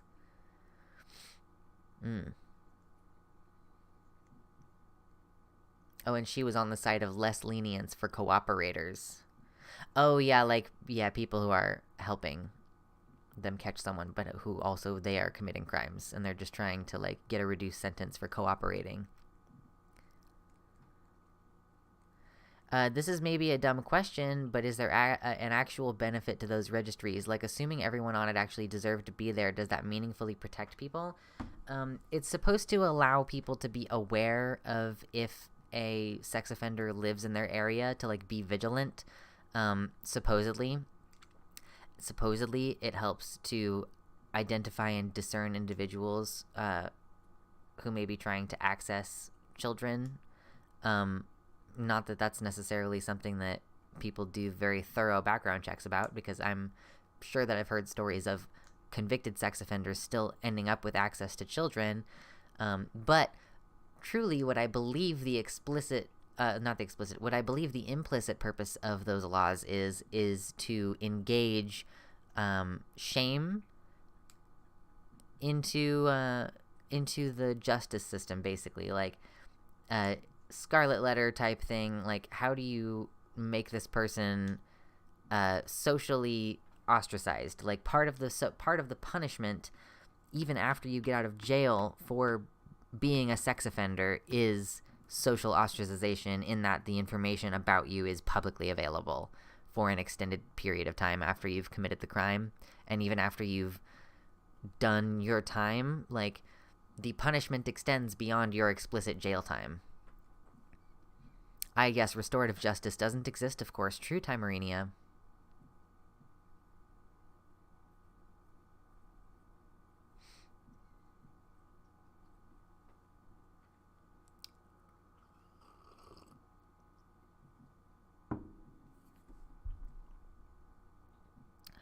Yeah.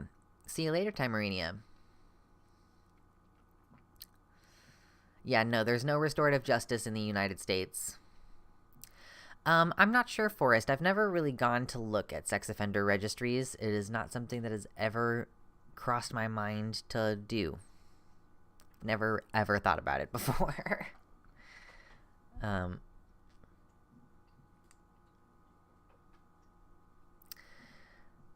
So, real quickity quick.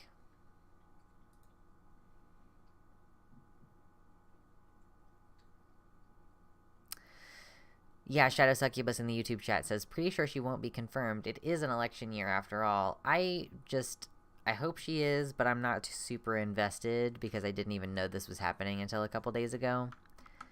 So,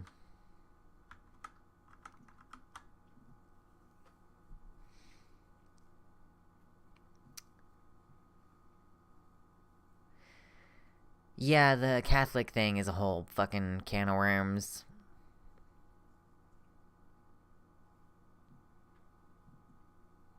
Oh, that's awful. Technetium. There's a trend on TikTok where people assemble a football team based on the public record photos of local sex offenders. Like a fantasy football league with sex offenders. Oh my god, it's terrible. Oh my god. Hey Oteo says, The lovely church I grew up in will just take your word for it that you've repented and let you hold a calling that often leaves you alone with children. It's literally more common to get banned from teaching primary for being gay than for abusing a child. Oh my god, that's insane. Holy shit. Yikes. Hello, Tempest. Welcome. I recognize your name. Are you Vosh's editor, Tempest? I'm still getting to know everybody.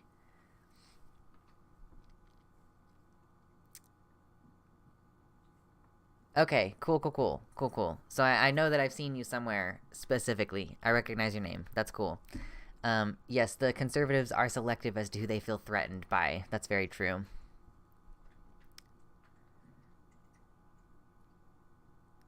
Yes, there is a lot of abuse in religious organizations that does not get addressed.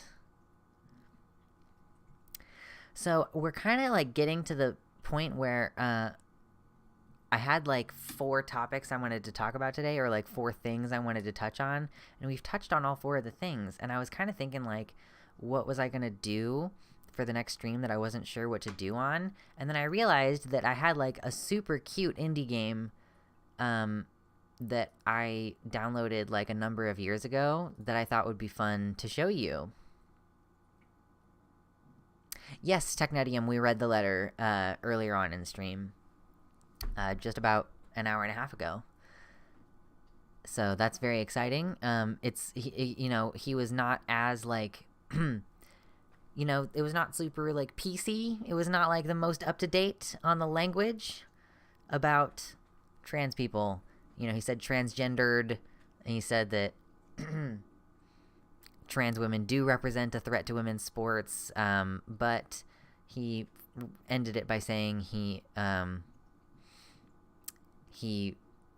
wants to operate from mercy and compassion. So I appreciated that he vetoed the bill, and I appreciated the sentiment with which he vetoed the bill. I think that overall that was the right thing for him to do. And I think based on when the bill was passed on the last day of the legislative session, and then he vetoed it, so I think that means that the bill is dead unless they start all the way over. Yes, there's literally 1 trans girl in girls' sports in the whole state. There are 4 trans kids total, and the other 3 presumably are trans boys. So that law is literally just to target the 1 girl. Oh my gosh, hey Oteo, I admire you for getting out of the Mormon Church. It's very difficult. It is a cult, and I'm glad that you're out of it.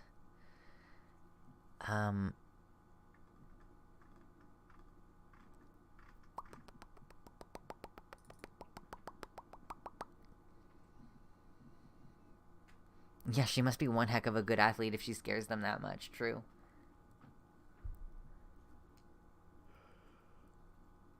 Yeah, it doesn't feel great that the bar is so low, but, what the fuck are you gonna do about it, huh? Does this game have music? I do not remember.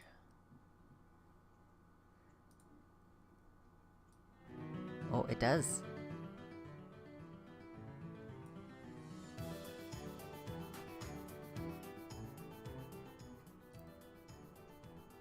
Okay, it doesn't need to be super loud. In fact, I hope I don't fuck the stream by putting on the music at all, because that would be pretty annoying. Do we want rollback? Yeah, we'll turn rollback on.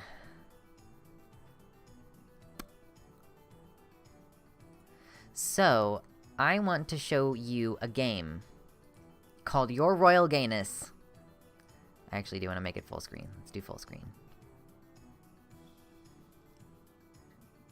Okay. This game is called Your Royal Gayness. Oh no, I don't actually want it to be full screen. That's a pain in the ass. Can it be full screen and windowed mode? Okay, there we go. In any case...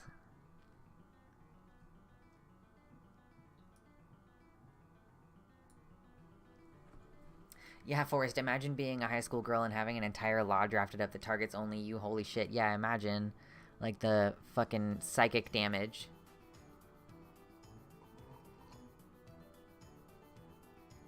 Yes, so Your Royal Gayness is a game about... Well, here's the premise. It looks like our carriage has arrived. Are you sure everything's alright, son? We'll be gone for 2 whole months after all. Dad, I'm not a kid anymore, I can handle it. Are you sure? I seem to recall that you nearly broke into tears when the cook burned your dessert last week. I didn't cry, and even if I did, the death of the creme brulee warrants a few tears. It's the king of desserts after all. You're not shedding tears when the actual king is leaving, though. Stop teasing him, dear. We're keeping the carriage waiting. We'll miss you very much, darling. Keep your wits about and you'll do just fine. We didn't even get to finish our game. You won't have time to think about games while you're ruling, but I promise we'll finish it when your father and I return. Alright. You'll be a real man by the time we'll return. Ruling a kingdom tends to do that to you. Okay, I'm done doing voices. I'm getting bored. Our little prince all grown up. Maybe you'll even find a cute girlfriend while we're gone. Yeah, maybe. So, premise of the game, they're leaving. You have to rule in their stead. You're gay. Women come and hit on you. You have to pretend to be straight and otherwise rule the kingdom as situations crop up, okay? I would like you all to help me make decisions. Because, I've played this game multiple times. I don't really remember what's gonna happen, but it's, you know, we're gonna have lots of either-ors that come up, okay? This is Drakemaster Magda. Now, as you all know, we've gathered here today to witness a transformation. Our dear Crown Prince Emir is taking the throne. It is only temporary, but a great responsibility nevertheless. For 60 days, the prince will rule in his parents', the honorable king and queen's, stead. It feels like yesterday that he was playing in the garden with his toys, a marvelous blessing to the royal couple. His birth was truly a miracle. As an only child, his parents' hopes and dreams rest on him. He is no longer a child, but he remains the sole rightful heir to the throne of Al-Marahij. It is my honor to introduce you to Prince Emir and his first words as a ruler. Oh, so different responses will give you different stats. Yeah, you see these over here. Some responses will give you more gold, some responses will increase your military, some responses... This crown is like the nobility, so like the nobility being happy with you, and that happy face is the peasant happiness. So, we have to be discerning in how we do this. A great applause booms in the royal halls. The citizens are curious to hear my words. I bet some of them are hoping that I fail just so they can gossip about it for the next few weeks. I step in front of the audience and take a deep breath. Here we go. So yes, wealth, the army, the strength of your forces, the nobles' opinion of you, the mood of your citizens. It's great to see so many of you today. I feel honored by the presence of each and every one of you, but most importantly, I want to thank one very special group. Are we going to thank the common folk, the background of this nation, or the backbone of this nation, or the nobles, the trusted allies of the monarchy? I'm literally not going to make decisions unless you play in. That's the premise of what we're doing now. I have just decided that the tone of the stream has changed dramatically. Okay, the common folk. Okay, we have plus 20 to that stat now. Excellent. I hope to follow in the footsteps of my parents under whose rule the kingdom has prospered. I may be inexperienced, but worry not, my parents left their 3 trusted advisors to guide me. Our Drakemaster Magda, who kindly introduced me, is an expert on war and battle. She will keep us safe. My honorable parents also left their spy master and court wizard with me. Thanks to my spy master, Al-Mahrij is always up to date with the latest information, the current political situation. As for my court wizard, well, he can brew the best potions in all of Terra Iris. With their help, I will rule Al-Marahij to the best of my abilities. This I can guarantee. Before I end my speech, I would like to make one request to the people of Al-Marahij. Are we going to encourage your sons and daughters to enlist in the army, or make a donation to the royal coffers so that we have the funds to make this country a better place? Do we want to start out the game with more gold or more army?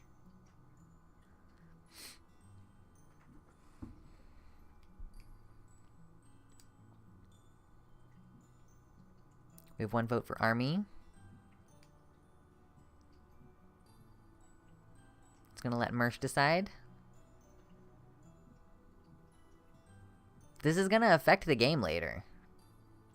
Like, if you have a point later where we need gold and we don't have it, like, we might not be able to do a thing. So this does affect the game later. But we'll go ahead and go with army. Now it is time to celebrate. Eat, drink, and make merry. Maybe I will do voices. Too late, Technetium. The guests cheer and clap, so I can only assume my speech went at least decently. Oh, Seraph is my favorite. Spymaster Seraph is my favorite. Great speech, G. Thanks, I was shaking in my boots the whole time, and I thought my heart would jump out of my chest. That's alright, it doesn't matter how you feel on the inside. The people will only see what you present to them. A mask of sorts, if you will. And my mask was alright? Your mask was awesome. This random noble shows up and says, "Forgive me for troubling you, your highness. I am Lord Oakstrong." Hold on. "I am Lord Oakstrong from the kingdom of Eroth. I've heard a lot about you, my lord, so I am thrilled to finally meet you." What should we say? You can also be rude to people. You interrupted our conversation. I find that very rude. Pleased to meet you, Lord Oakstrong. I hope your journey here was without problems. Or Eroth, you call a forest a kingdom? Ridiculous. You can just vote with 1, 2, or 3 if you want. That would be fine. I didn't realize how fun it would be to do funny voices. Insult the white man! He's brown. He's literally brown. Do you see it? It's the one in the middle. No, this one's not romanceable. Yeah, we'll just be nice. You're the prince. We are the prince. He's the one with the hat, the head wrap on the right. Seraph, Spymaster, my favorite character, is this one on the left. And this one in the middle is the random noble that we're talking to right now. Yes, thank you very much. I don't know what voice I was doing before. My journey was very unpleasant, and Al-Marahij is very beautiful. A bit hot, though. Ha, very true. I wouldn't mind visiting the forest of Eroth and cool down a bit. I hear it's like a paradise. You are very kind, my lord. I will speak of the pleasant time I had here when I return home. Now I must take my leave. Yeah, I can't. He's a white name in our hearts. True. That went well. I'm proud of you, G. How you treat people from other countries affects your relationship with that kingdom, so it was wise to treat him well. Oh, what are we gonna do for Court Wizard Barry?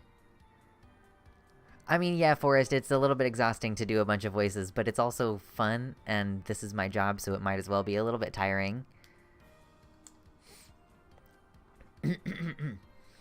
Boss, we have an emergency. What is it, Barry? I accidentally mixed a potion of fire breath in the punch. Barry, you old fool. How did you manage to do that? My potion cupboard is color-coded. Green, blue, purple, red, yellow. It looks like a rainbow. Cool. Anyway, I probably shouldn't have put strawberry juice next to the fiery stuff. I need to fix this somehow. Oh, the noble's vocabulary, true.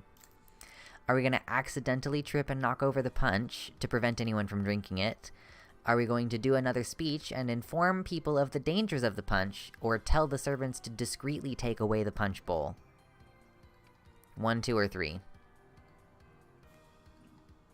2. Informed consent.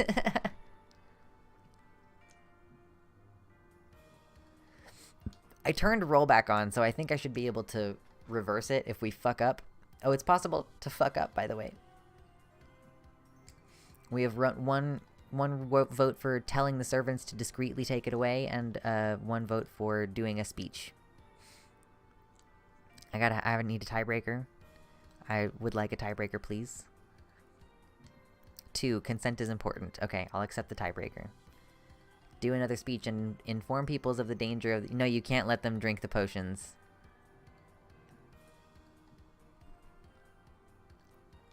Dear guests, I regret to inform you that there is a problem. The guests flock around the buffet, their eyes glinting, desiring the delicious-looking punch. No one seems to have noticed my speech.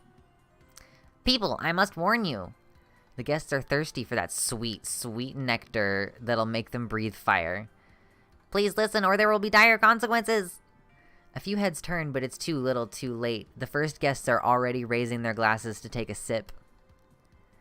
Don't drink the punch, it's dangerous!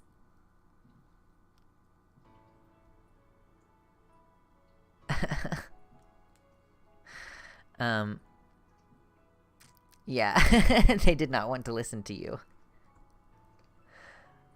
I don't actually know if we can go back. But... Is everything alright, my liege? My body is not hurt, but I can't say the same about my pride. Disaster averted, huh? Good work out there. What do you mean? That was in no way, shape, or form good. Castle didn't burn down, guests went home relatively safe and sound. I suppose it could have been much worse, my liege. We did have to persuade that one guest who didn't hear your warning in time not to make a fuss. She said she had to hide in the restroom late into the night because she was, coughing up fireballs. What a wild day, though. And it's only gonna get wilder.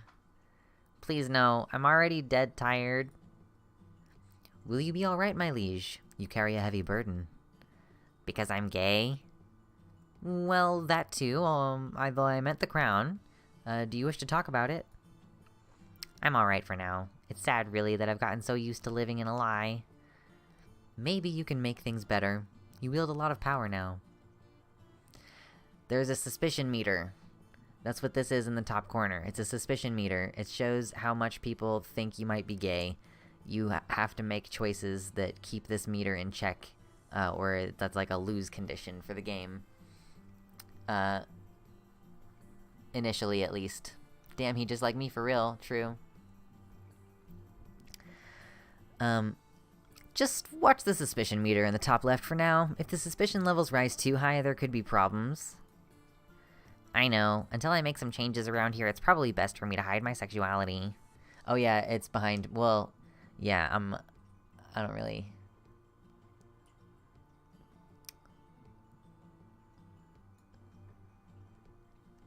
I have to be somewhere on the screen, you know? The sus meter. It's true, it is the sus meter. It is a literal gaydar, yeah.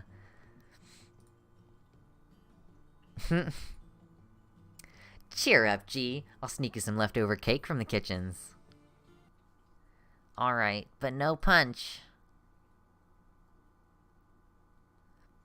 Your Grace, I'm sorry to disturb your rest, but there are some matters that need your attention. You're expected to manage Al-Marahija's resources, laws, and foreign relations daily. Also, Barry asked me to tell you that now's a good time to go to the options and tick some boxes if you generally... It's a Kickstarter thing. Done? Good. Now we can get back to managing the kingdom. Management phase. Oh yeah, there's like a day phase. You can give commands, brew potions, set laws, and do stuff. This part I don't remember very well. Oh, what the fuck is the dungeon? Oh, you can have a prisoner in the dungeon? I forgot about the prisoner in the dungeon. Yeah, the fourth wall has been broken. True. Okay, what are we doing? Oh yeah, so we can pass laws.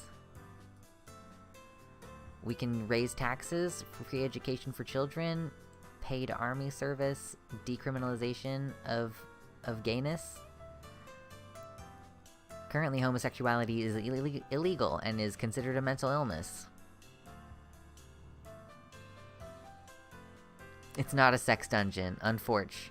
We're gonna get money. Extort money from your loyal citizens. We're gonna raise taxes. That's gonna take all 30 of these noble points, so we're gonna have to make sure to get more noble points.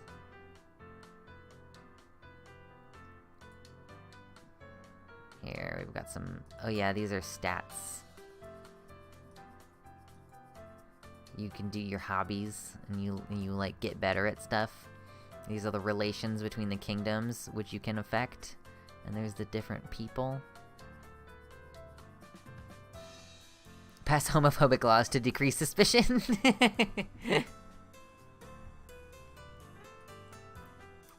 Okay, I forgot what any of this shit does. Oh yeah, so we do have a potion that we can use later called the Beard. Tired of people questioning your manliness? Having trouble fitting the mold? Despair no more. With the Beard potion, you can seem like the straight man society wants you to be. I think it takes your suspicion meter down, if it's high. The stat names, yeah, talent, nerve, uniqueness, charisma. There's different outfits that I could put him into. I feel like I have to switch them back often. But we'll just leave it on default for now. Have they ever heard of bears? True. Yeah, so since you all insist, we will raise taxes. So we've raised some taxes. I can have these guys gather resources for me, or go off and improve relations. I think they might actually be gone if I send them away to improve relations. It might impact the storylines and stuff.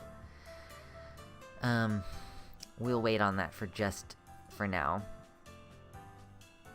There weren't any special events today. How boring.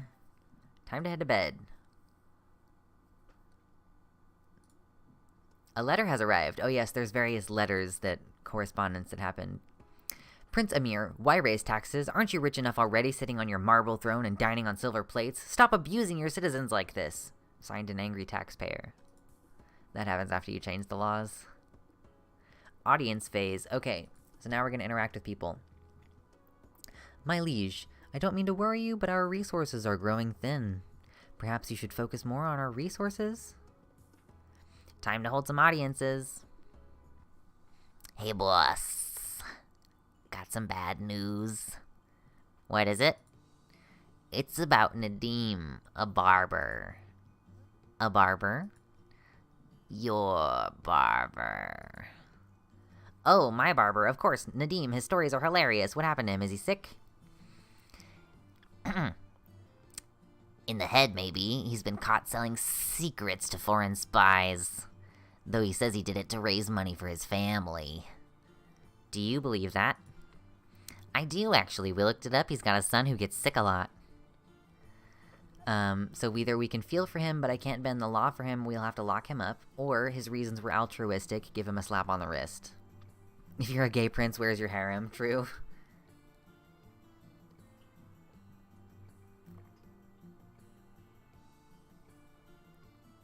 Do we want one or two? Do we want to lock him up, number one, or do we want to let him go, number two?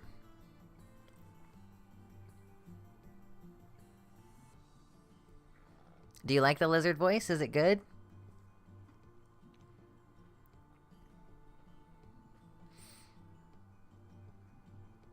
We have a split vote. Okay, now we have a slap on the wrist, 2.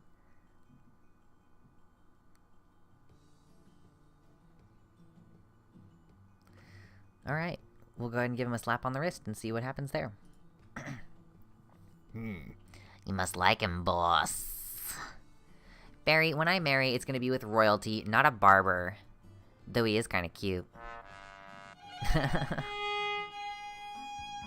Oh god. How loud is this? Is it going good good volume? Good volume. Hey, boss. Court wizard. Oh, I guess you've already seen, huh? It's kind of hard not to when the entire city is covered in this sparkle. He's covered in glitter, I think. I know, Forest, me too. Glitter, boss. It's called glitter. Yes, whatever, glitter. It's very pretty. It's also a nuisance. How do we get rid of it? Good question. I could do some research and see what I can find. I bet my scales this is magical in nature. Your what? Nothing. Or if you don't mind waiting it out a little longer, I know a wizard by the name of Glittericus who specializes in the stuff. Did he seriously name it after himself? What? No, complete coincidence. So which will it be? So either we're gonna make Barry figure it out, or find Glittericus. A good hairdresser should be your most reliable relationship, irreplaceable, true. Do we want to make Barry figure it out, or, find Glittericus? Find Glittericus?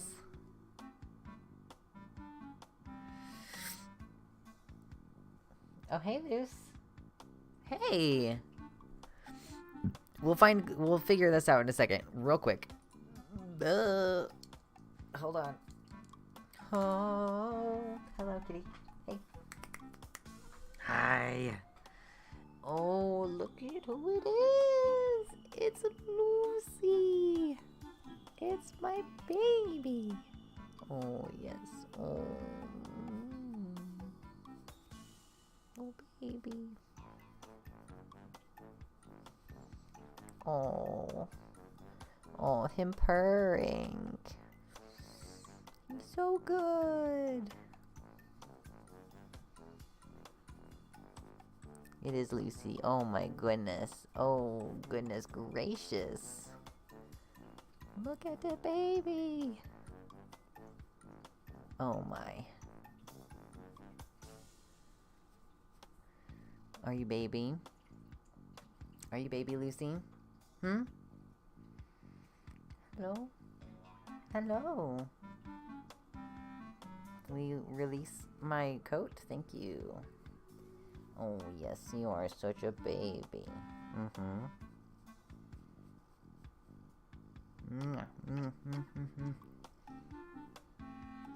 I love him.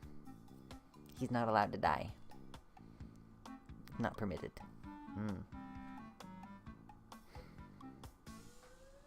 You know how cats, like, smell really good? Are you baby? Are you annoyed with my shenanigans? Okay. Okay.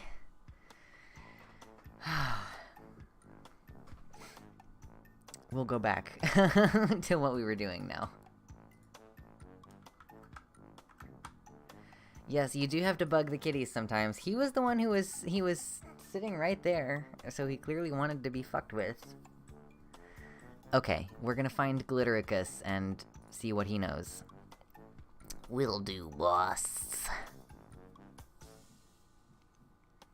Whew, that's it for today. No more audiences, I'm done.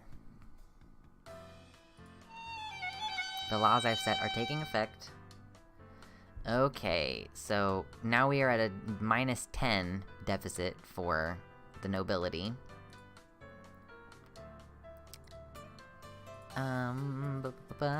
So we can't buy anything new. Yeah. Court Wizard, Barry is pretty good. He's a frog.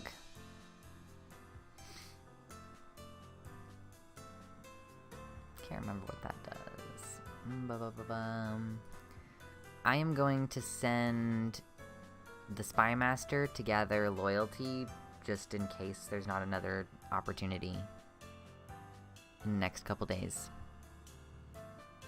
It kind of does have some phases, yes.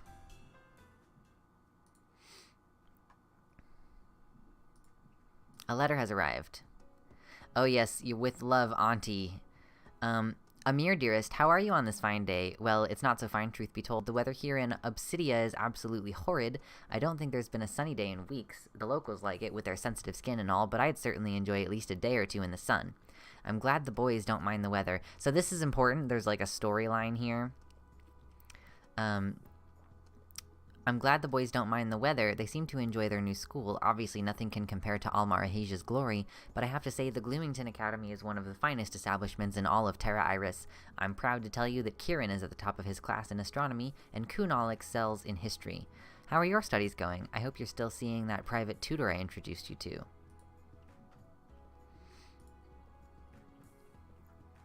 Okay, the nobles are whispering bad things about you. We need to earn their loyalty and fast. Time to hold some audiences. Your Grace, a moment. Of course. That barber Harry told you about, the one who was selling secrets. Nadim, you let him go, yeah? I did? Don't tell me. Nah, no repeat offenses. At least not yet. Turns out, in addition to chopping one heck of a mohawk, that guy's got a real knack for information gathering. Long story short, I want him. Oh, he wants him to be a spy. I don't see why not. He's yours. Hire him. No, technically he should be in jail, not working for us. 1, accept him as an employee. 2, don't. What do you all think? Hey, Luce. Why would you not do 1? True. Why would you not do 1? He's yours. Hire him. Let's just see what he's gonna do. Superb. Thanks a bunch, G. I love Seraph so much. Hey, boss. I got in touch with Glittericus. Finally, this stuff is finding its way everywhere, and I mean everywhere. Eep. Anyway, it turns out an experiment of his went wrong, and the whole silo's worth of glitter flew off into the wind, where it eventually found its way to Almarahej. Funny how these things turn out, isn't it? Quite, so can we start cleaning it up now? And by clean it up, you mean sending the army to do it, right? Well, I certainly don't want to do it. Me neither. The army it is, then. We lost some of our points for the army. Hello, new person in chat, Juloris. Welcome. That's it for today on audiences. Okay, we are still waiting for Seraph to come back with some of the nobility resource. Magda, the Drake Master, can do either army or wealth. Or they can each improve relations. That's the other thing, is they can improve relations with the different, should I be actively working on that? I think maybe I should be actively working on that. I'm like sending them to go do that stuff. It's been a long time since I played this. Let's just go ahead and do that.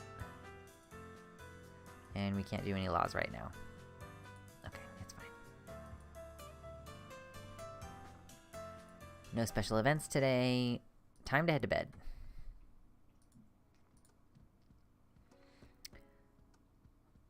I'm working on it. Yeah, it's bad if you have a deficit for too long, but we should have more points after tomorrow when Seraph gets back with the points. My liege, I'll be forced to summon your parents if the resource situation doesn't change. Alright. My liege, the library is on fire. Are we going to put the fire out immediately or evacuate the surrounding buildings? 1 for put it out now, 2 for evacuate the surrounding buildings first.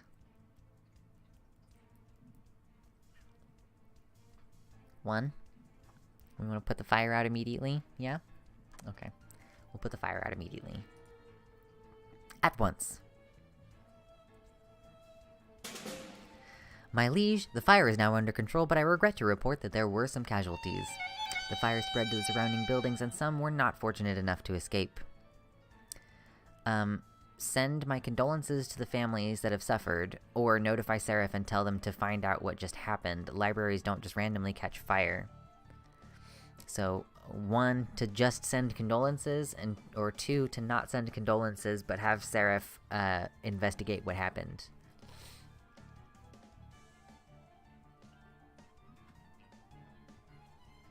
Do we want Seraph to find out what happened? I think that we want Seraph to find out what happened.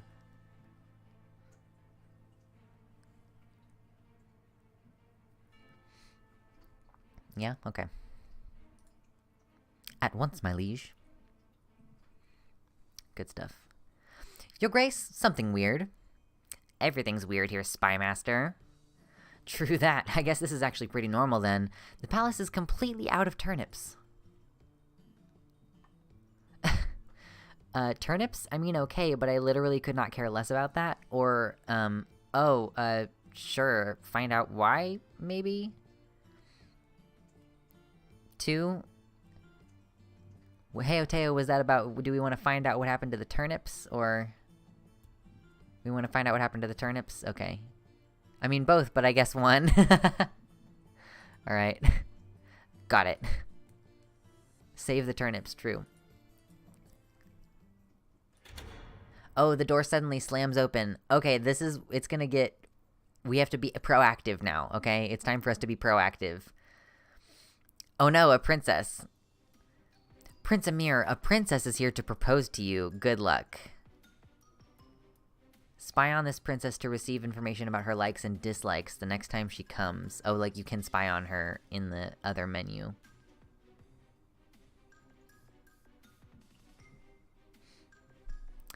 Hiya, I'm Anastasia from the beautiful Obsidia. I am happy to tell you that I'm here to offer you my hand in marriage. I can't marry you because, gotta come up with something quick. My grandmother just died. In my court, you're only allowed to move to the beat of tango, or I have a bad case of diarrhea.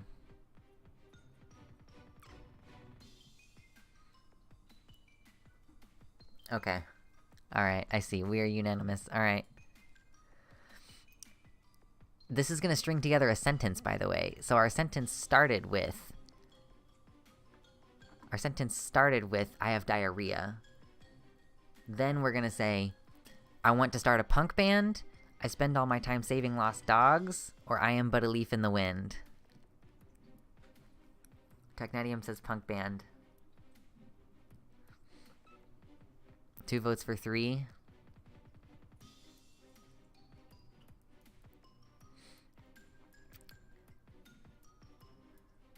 Three will get her to break it off. Oh, so hey Oteo. Hey Oteo, you should click the button that's makes sure you're fully up to... I feel like you're just slightly behind everybody else in chat. A leaf in the wind with diarrhea because the wind causes splatters. Yeah, let's go with that. I think there might be a third one. Ah, yes. So I'm going to run a marathon, so I will go get some very large and hairy spiders now, or so you wouldn't want to marry me, right?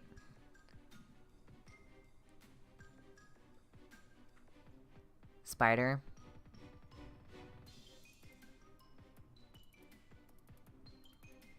I think you're just like 5 seconds behind, Teo.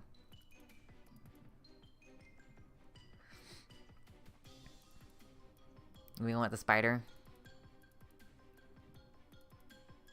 Yeah, it's okay, Teo.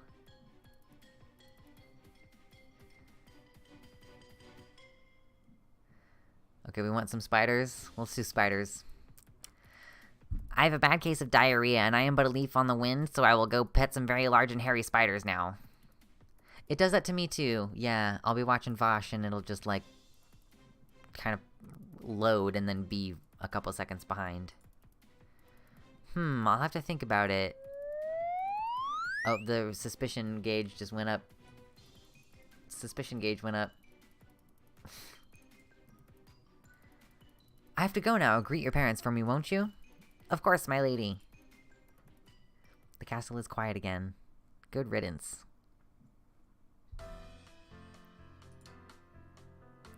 Okay, the loyalty score has increased. Finally, Magda can shut the fuck up about it. Yeah, so I can send Seraph to go spy on people.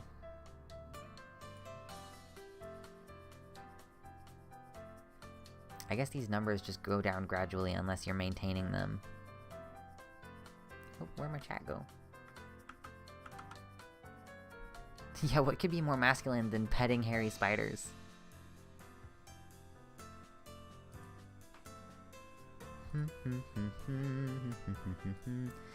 I think I want him to, or them. Their pronouns are actually they, them. That's why I like them so much, is because they're canonically non-binary. It's like a slow reveal, though, in the game. Yeah, we will have them gather loyalty. And we will have her improve relations. Where does she improve relations with? Oh, she improves relations with I think. Maybe. Improve relations, please. Thank you. Yeah, spoilers, sorry.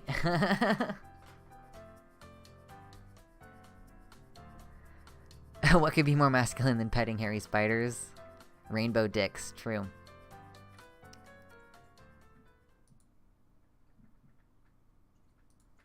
A letter has arrived.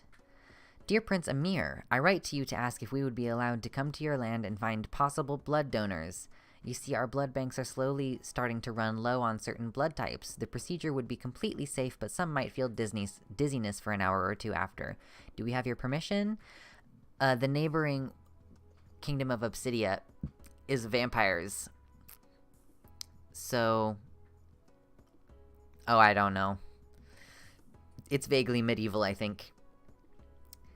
So should we let the vampire people come take blood from our citizens?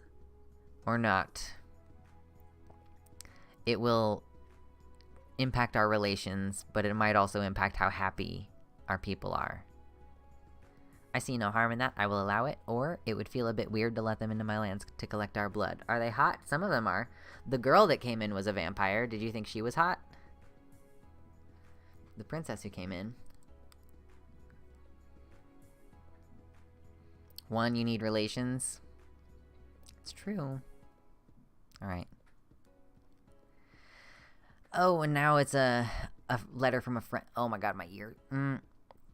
Hey Amir, it's your pal Omar. Long time no talk. Don't got time for your buddies now that you have the throne, huh? Don't worry, I get it. We all have our responsibilities. Something that happened that reminded me of you. Remember that old lady with all the cats? The one who lived next to Miss Rabies? She was like 100 years old when we were going to prep school. Well, I was walking past her house yesterday, minding my own business, and there she was, alive and kicking. Can you believe it? That cat lady is still alive. Maybe she's a witch or some shit. Anyway, let's catch up sometime. No, she was not? You didn't think she was hot? Okay. Your Grace. Spymaster, what news do you have for me? It's about the library fire. Searching through the ash revealed signs of foul play. Foul play? Was it arson after all? Worse, it seems someone attempted to summon a demon in the library basement, and as you can see, it did not go so well. Okay, so do we want to find the fool who tried to summon a demon? Or do we want to just have Barry put up some wards until the magic dissipates?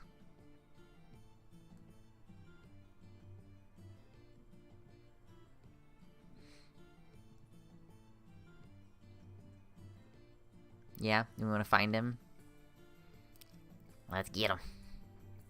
At once, Your Grace. So, I found out why we are out of turnips. Oh, do tell. Amin, one of the palace gardeners, has been stealing them and taking them to an orphanage to feed the children there. Okay, now... why is he making them eat turnips? Send some real food to the orphanage. Tell him to stop this foolishness or I'll have him in chains. I'm just gonna assume that you all want to answer with number one. I'm just going to assume that you all want to send some real food to the orphanage. Is that a fair assumption of me to make? Do you think? Okay. Aw, that's sweet of you, G. A prince needs the support of his people before all else, Spymaster. That's it for today, no more audiences. We as Luxander fans support child hunger, true? Okay, I really need more loyalty to do stuff. That is something I need. Starve the orphans. 8 petals, witch's indigo. 2 snow shower milk caps. Gremlin's teeth ground finely. And a cup of red wine vinegar. Looks like this is it. Now just to mix it and hope it works. Ah! Oh, hair blue. It was supposed to straighten my hair, not make it blue. Oh, this is bad. This is really bad. I can't let anybody see me like this. My liege, is everything all right in there? Ah, don't come in. My liege. Everything's fine. I'm fine. Where's a rag? I need a rag. I might be able to wash it out if I'm quick. Magda, is there a rag out there? Oh, God. A rag? I think so, but... My liege, don't tell me you're... I just need to wipe off something real quick, but don't look. By the sun and sands, Prince. I can't believe I'm doing this. You know I need to open the door to hand it to you, don't you? Just open it a crack, don't look inside. Oh my god. I snatch the rag from Magda's hand, then close and lock my door. That's a masturbation joke, everybody. Come off, get off! Prince. Ugh, it smells so awful. I know you're growing up, but... Damn it, I think it's finished. Never mind, I'm done. Magda, no wait, I need my turban! She's gone, isn't she? Ah, hell. Oh, Magda, oh good, you didn't leave. Nope, me, boss. Barry? I swing the door open, grab my court wizard by the sleeve, drag him inside, then shut the door once again. Yeah, no big Heoteo. Whoa. Whoa, what's the hurry? Oh hey, that color came out so good. You knew this would happen, why didn't you tell me? Isn't that what you wanted? No, I wanted something for straightening my hair. Oh, straightening. I thought you said ultramarine. Those two sound barely alike. Bad hearing sometimes, boss. But hey, I can make a potion that'll reverse it. Oh, thank goodness. Does it have any downsides? Only that you'll have garlic breath for a week. You don't have any dates, do you? I'll take garlic breath over blue hair. Let's do this, Barry. I guess that would potentially be an issue. Oh yeah, you can date later. So it would potentially be an issue if you're dating a vampire. Yes.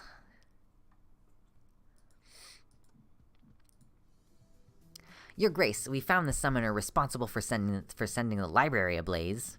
He's currently rotting in the dungeon, but I can have him brought up here if you'd like to give him a piece of your mind. What should we do with the arsonist? Should we leave him in the dungeon, or should we have him interrogated? You love the fishman voice? Thank you. Do we want to just imprison him, or do we want him interrogated? We want him interrogated? Alright, I'll take it. My favorite? Please don't give me that grin when you say that, Spy Master. Seraph pinches my cheeks as the grin grows. Ow. I love Seraph. The orphanage that we sent all that nice food to has sent us their gratitude in return. Good, I'm glad. They even sent us a drawing one of the kids made. It has you on it and there are turnips all around you. Ain't it cute, G? It's adorable. Or throw it in the trash. Bring us his fingernails. True, Alexis. You know Seraph would enjoy it. It's adorable? Okay. Something wrong? I don't like turnips. At all. Really? Well, don't tell the kids that. It'll break their fragile little hearts. I know.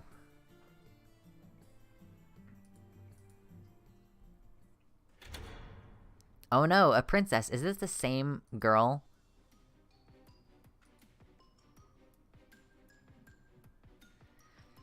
Okay, you will call me Destiny and you will remember that I come from Obsidia. You better marry me or I will not be responsible of the consequences. Okay, why can't we marry her? My grandmother just died. I am seeking revenge against my brother who murdered my clan, or I've dedicated my life to learning ice hole swimming. Yeah, Destiny?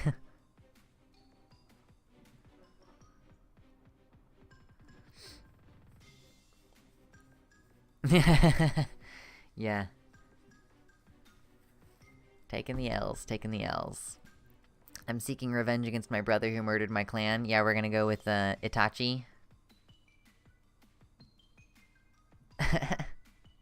Oh, now we have a couple for 3.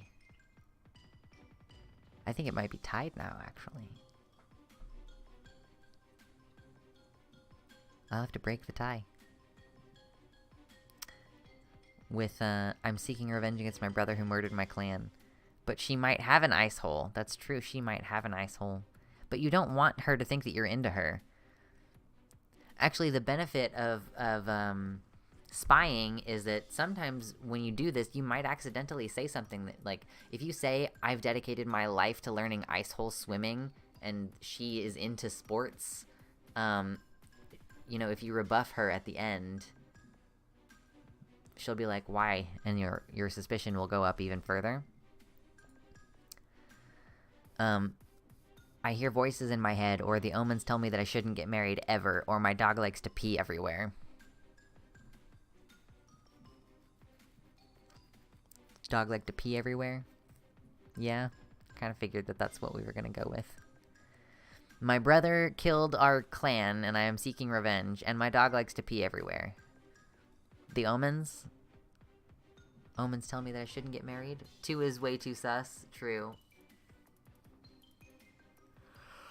Let's go with my dog peeing. So I should start... so I need to get shoveling is number 1. Or number 2 is... so I should start cleaning right away. Or number 3, I need to atone for my sins. 2?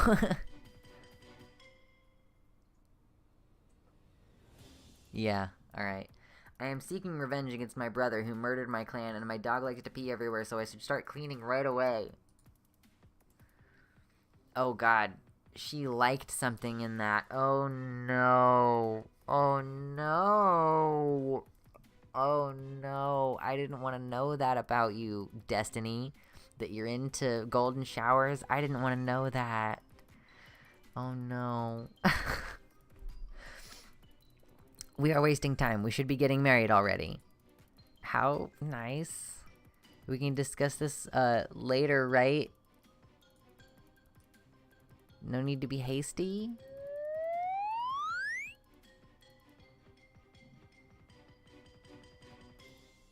That was like not a small amount for it to go up.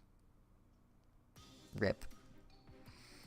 I have to go now. Greet your parents for me, won't you? Of course, my lady. Goodness gracious. Barry managed to charm the Obsidian by sending them magical gifts.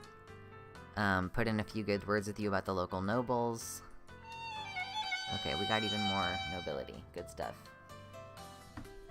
Ah, I am itchy.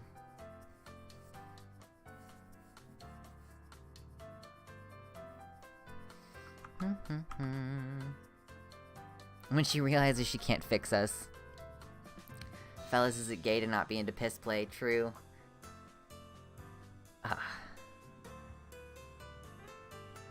Okay, let's do a quick, just glance over this stuff.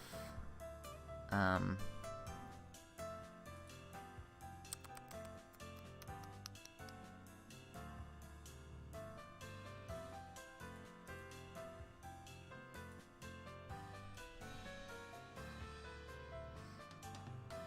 don't remember what this potion does, but we'll try it. And we cannot make any laws yet. Okay. Oh my gosh. Your Grace, I can't believe what amazing news I have for you. How did you get in? Sorry, Your Grace. Drake Master has the day off, so I'm guarding you today. Your court wizard is kind enough to trust me dearly, of course. I wouldn't go that far. I mean, you might be the only one who sells some rare ingredients. Yes, you can always trust me for a good deal. Now, Your Grace, my generous benefactors in Nupra have a proposition for you. They've got boatloads of fish for your country. Do we have a great need for fish? Not that I know of. Last time we bought fish from them, we had way too much and the entire nation stunk for weeks. I think I remember that. Don't worry, Your Majesty, I've worked out an unbeatable price for the fish, only 5 drachmas each. That seems like a lot. These might be quite the fish. Of course they are, they're all organically processed. Oh, my mistake, I meant 5 drachmas each, silly me. Oh, only 5 drachmas each? I'm sold. Or I don't want the entire place to stink, I decline. The fishman's beard does look so soft. It looks so soft and fluffy. The whole place stank last time.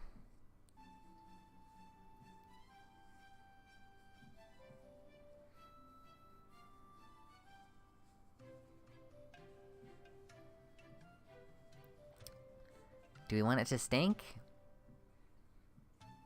We want it to stink, stinky boy? Dirty boy, dirty, dirty, dirty. Yeah, we have to decide if we're doing the vegan wrong. Take the fish, the lady will stay away if it stinks.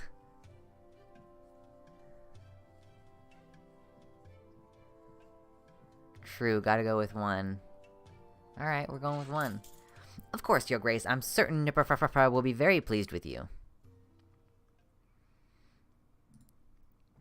Excellent. Oh, now it's the weekend. We can do some hobbies. This will increase our various, our charisma and all that shit. And you get 2 of these. We're gonna do 1 for each day. So we're gonna do 1 today and 1 tomorrow. What do you want to do? Do you want to practice speaking, go shopping, play the saxophone, climb a tower, sleep, or go fishing? You get 2.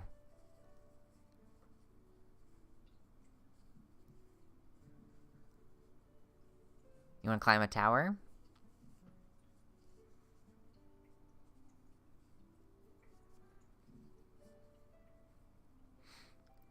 I'm willing to do a tower. We'll do a tower. Alright, we'll do the tower. The tower is tall and imposing, but I'm a man on a mission. Become Bran? True. It really does have a Bran-ish kind of affect to it, doesn't it? I grab onto the stones and bricks sticking out of the tower wall and pull myself up higher. Cracks and ledges serve as my footholds. Sweat glistens on my bare back. People are staring down below.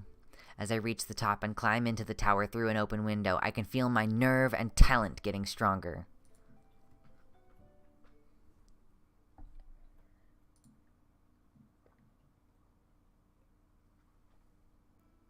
Okay, now for the second day. Yes, the gays will be flocking after that. See incest, get superpowers, true. So, this is our second one. Do we want to... I kind of, like, want to, like, either go fishing or play the saxophone. I don't know about you all.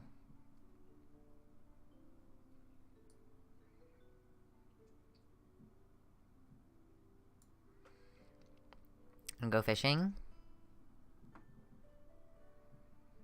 I don't think there's a fishing minigame, unfortunately.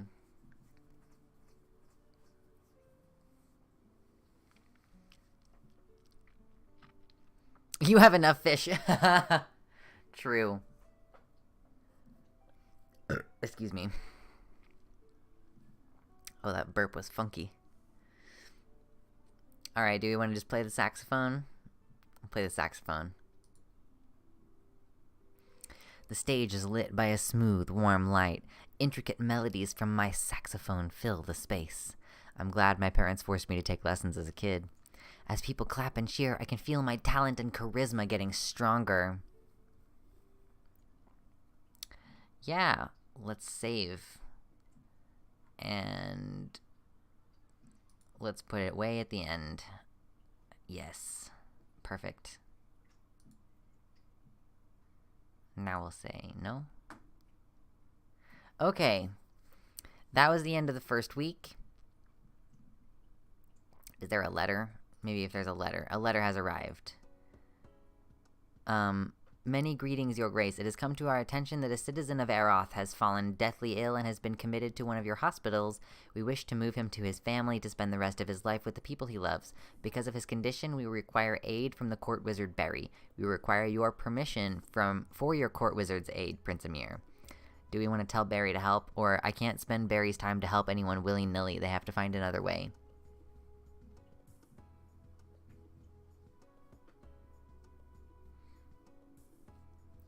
Want Barry to help? Yeah? We'll just have Barry help. Okay. And then, Amir, my man, how have you been? I just wanted to give you an update, bro to bro. My parents are talking about setting me up with Talitha from prep school. Can you believe it? What a deal. Okay, maybe you can't. I know she used to be, well, a bit weird with her nose always buried in those books of hers. Barely ever even said a word to me at school. Well, turns out she grew into a real beauty. She's a bit on the thin side, but oh man, the curve she does have. Wow. Jealous much? Well, of course you aren't. You've got all the richest and hottest babes from all over Terra Iris lining up at your doorstep. But for a lowly noble like me, Talitha's a great match. I'm curious, have you decided who you're going to marry yet? Of course it must be hard with all those lovely ladies to choose from. Let me in on the latest gossip, Omar. Okay, so now that we are at a pause point, like after the first week, that's a pretty solid pause point. Let's stretch, okay? That's an important thing to do on a regular basis, is stretch. And drink water.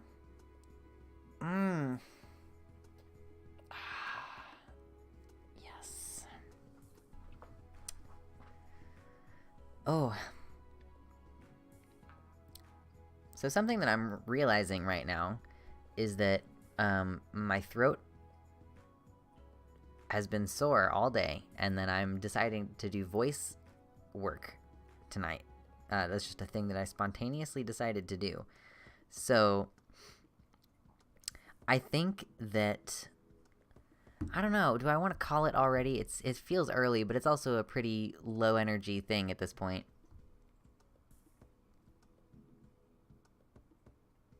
Oh, I make all kinds of noises, Ela Devine. I cannot speak to any moaning noises. Hey, Jaloris, you got your pronouns set up. Good going. Nice job. Success. Ooh. Oh, sweet lord. Yeah, I mean, I'm probably not gonna sleep. This is my issue, is like I am staying on this schedule where I wake up at like 8 in the morning and then I go to bed at like midnight or whatever. And like I have it set to start at 6 p.m. because I want to say hi to my partner before he gets home, but I'm starting to wonder if I shouldn't just start earlier. Yeah, Alexis. That is part of the determination, is like, oh, I'm at the point in this stream where it's kind of boring and people are not going to want to come in and hang out and donate. Like, unfortunately, that's part of the calculations that you have to make when streaming is your job. Yeah. And I'm trying to do that balance where, like, if I know I'm going to stream that night, I try not to, like, push myself too hard in the daytime. You know, it's like if I had worked in the morning, I wouldn't, like, bust my ass in the evening kind of situation. So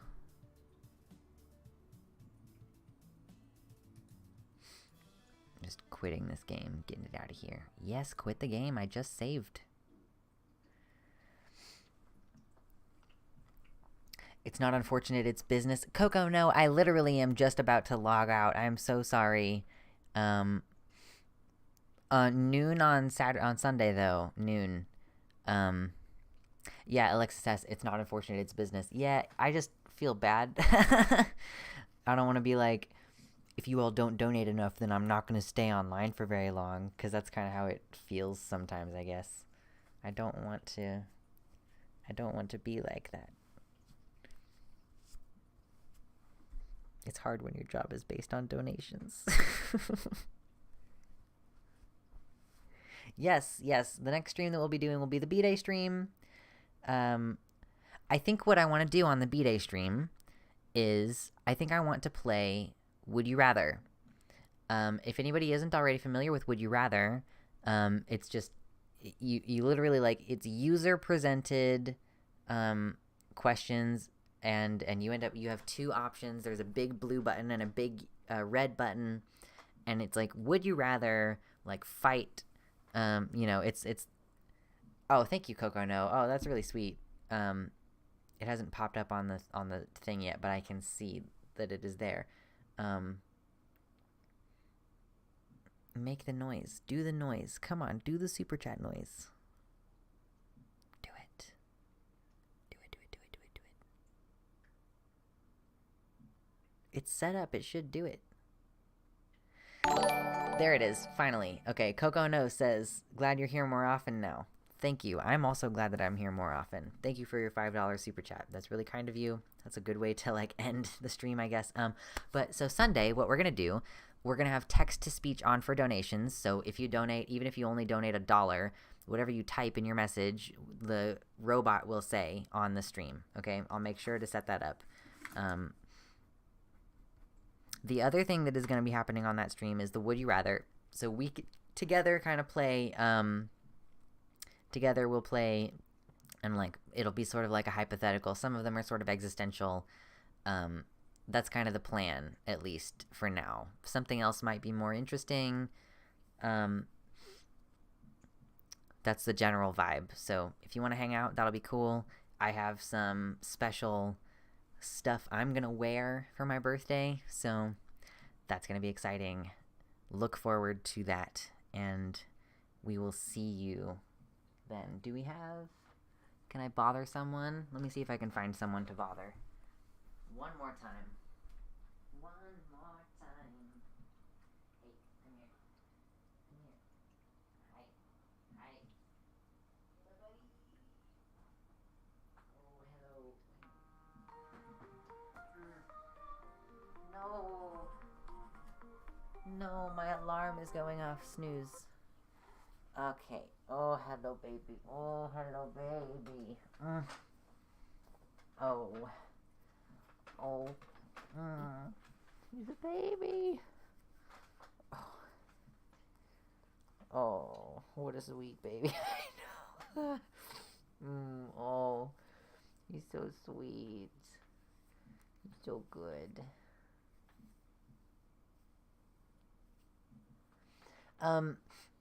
Coco, no, the site admin is working on the mobile site. It's a work in progress. I know him is so beautiful. Him, baby. Oh, baby. Hello. You're so large. So large and then short. Oh, yes. Oh, him, baby. Oh.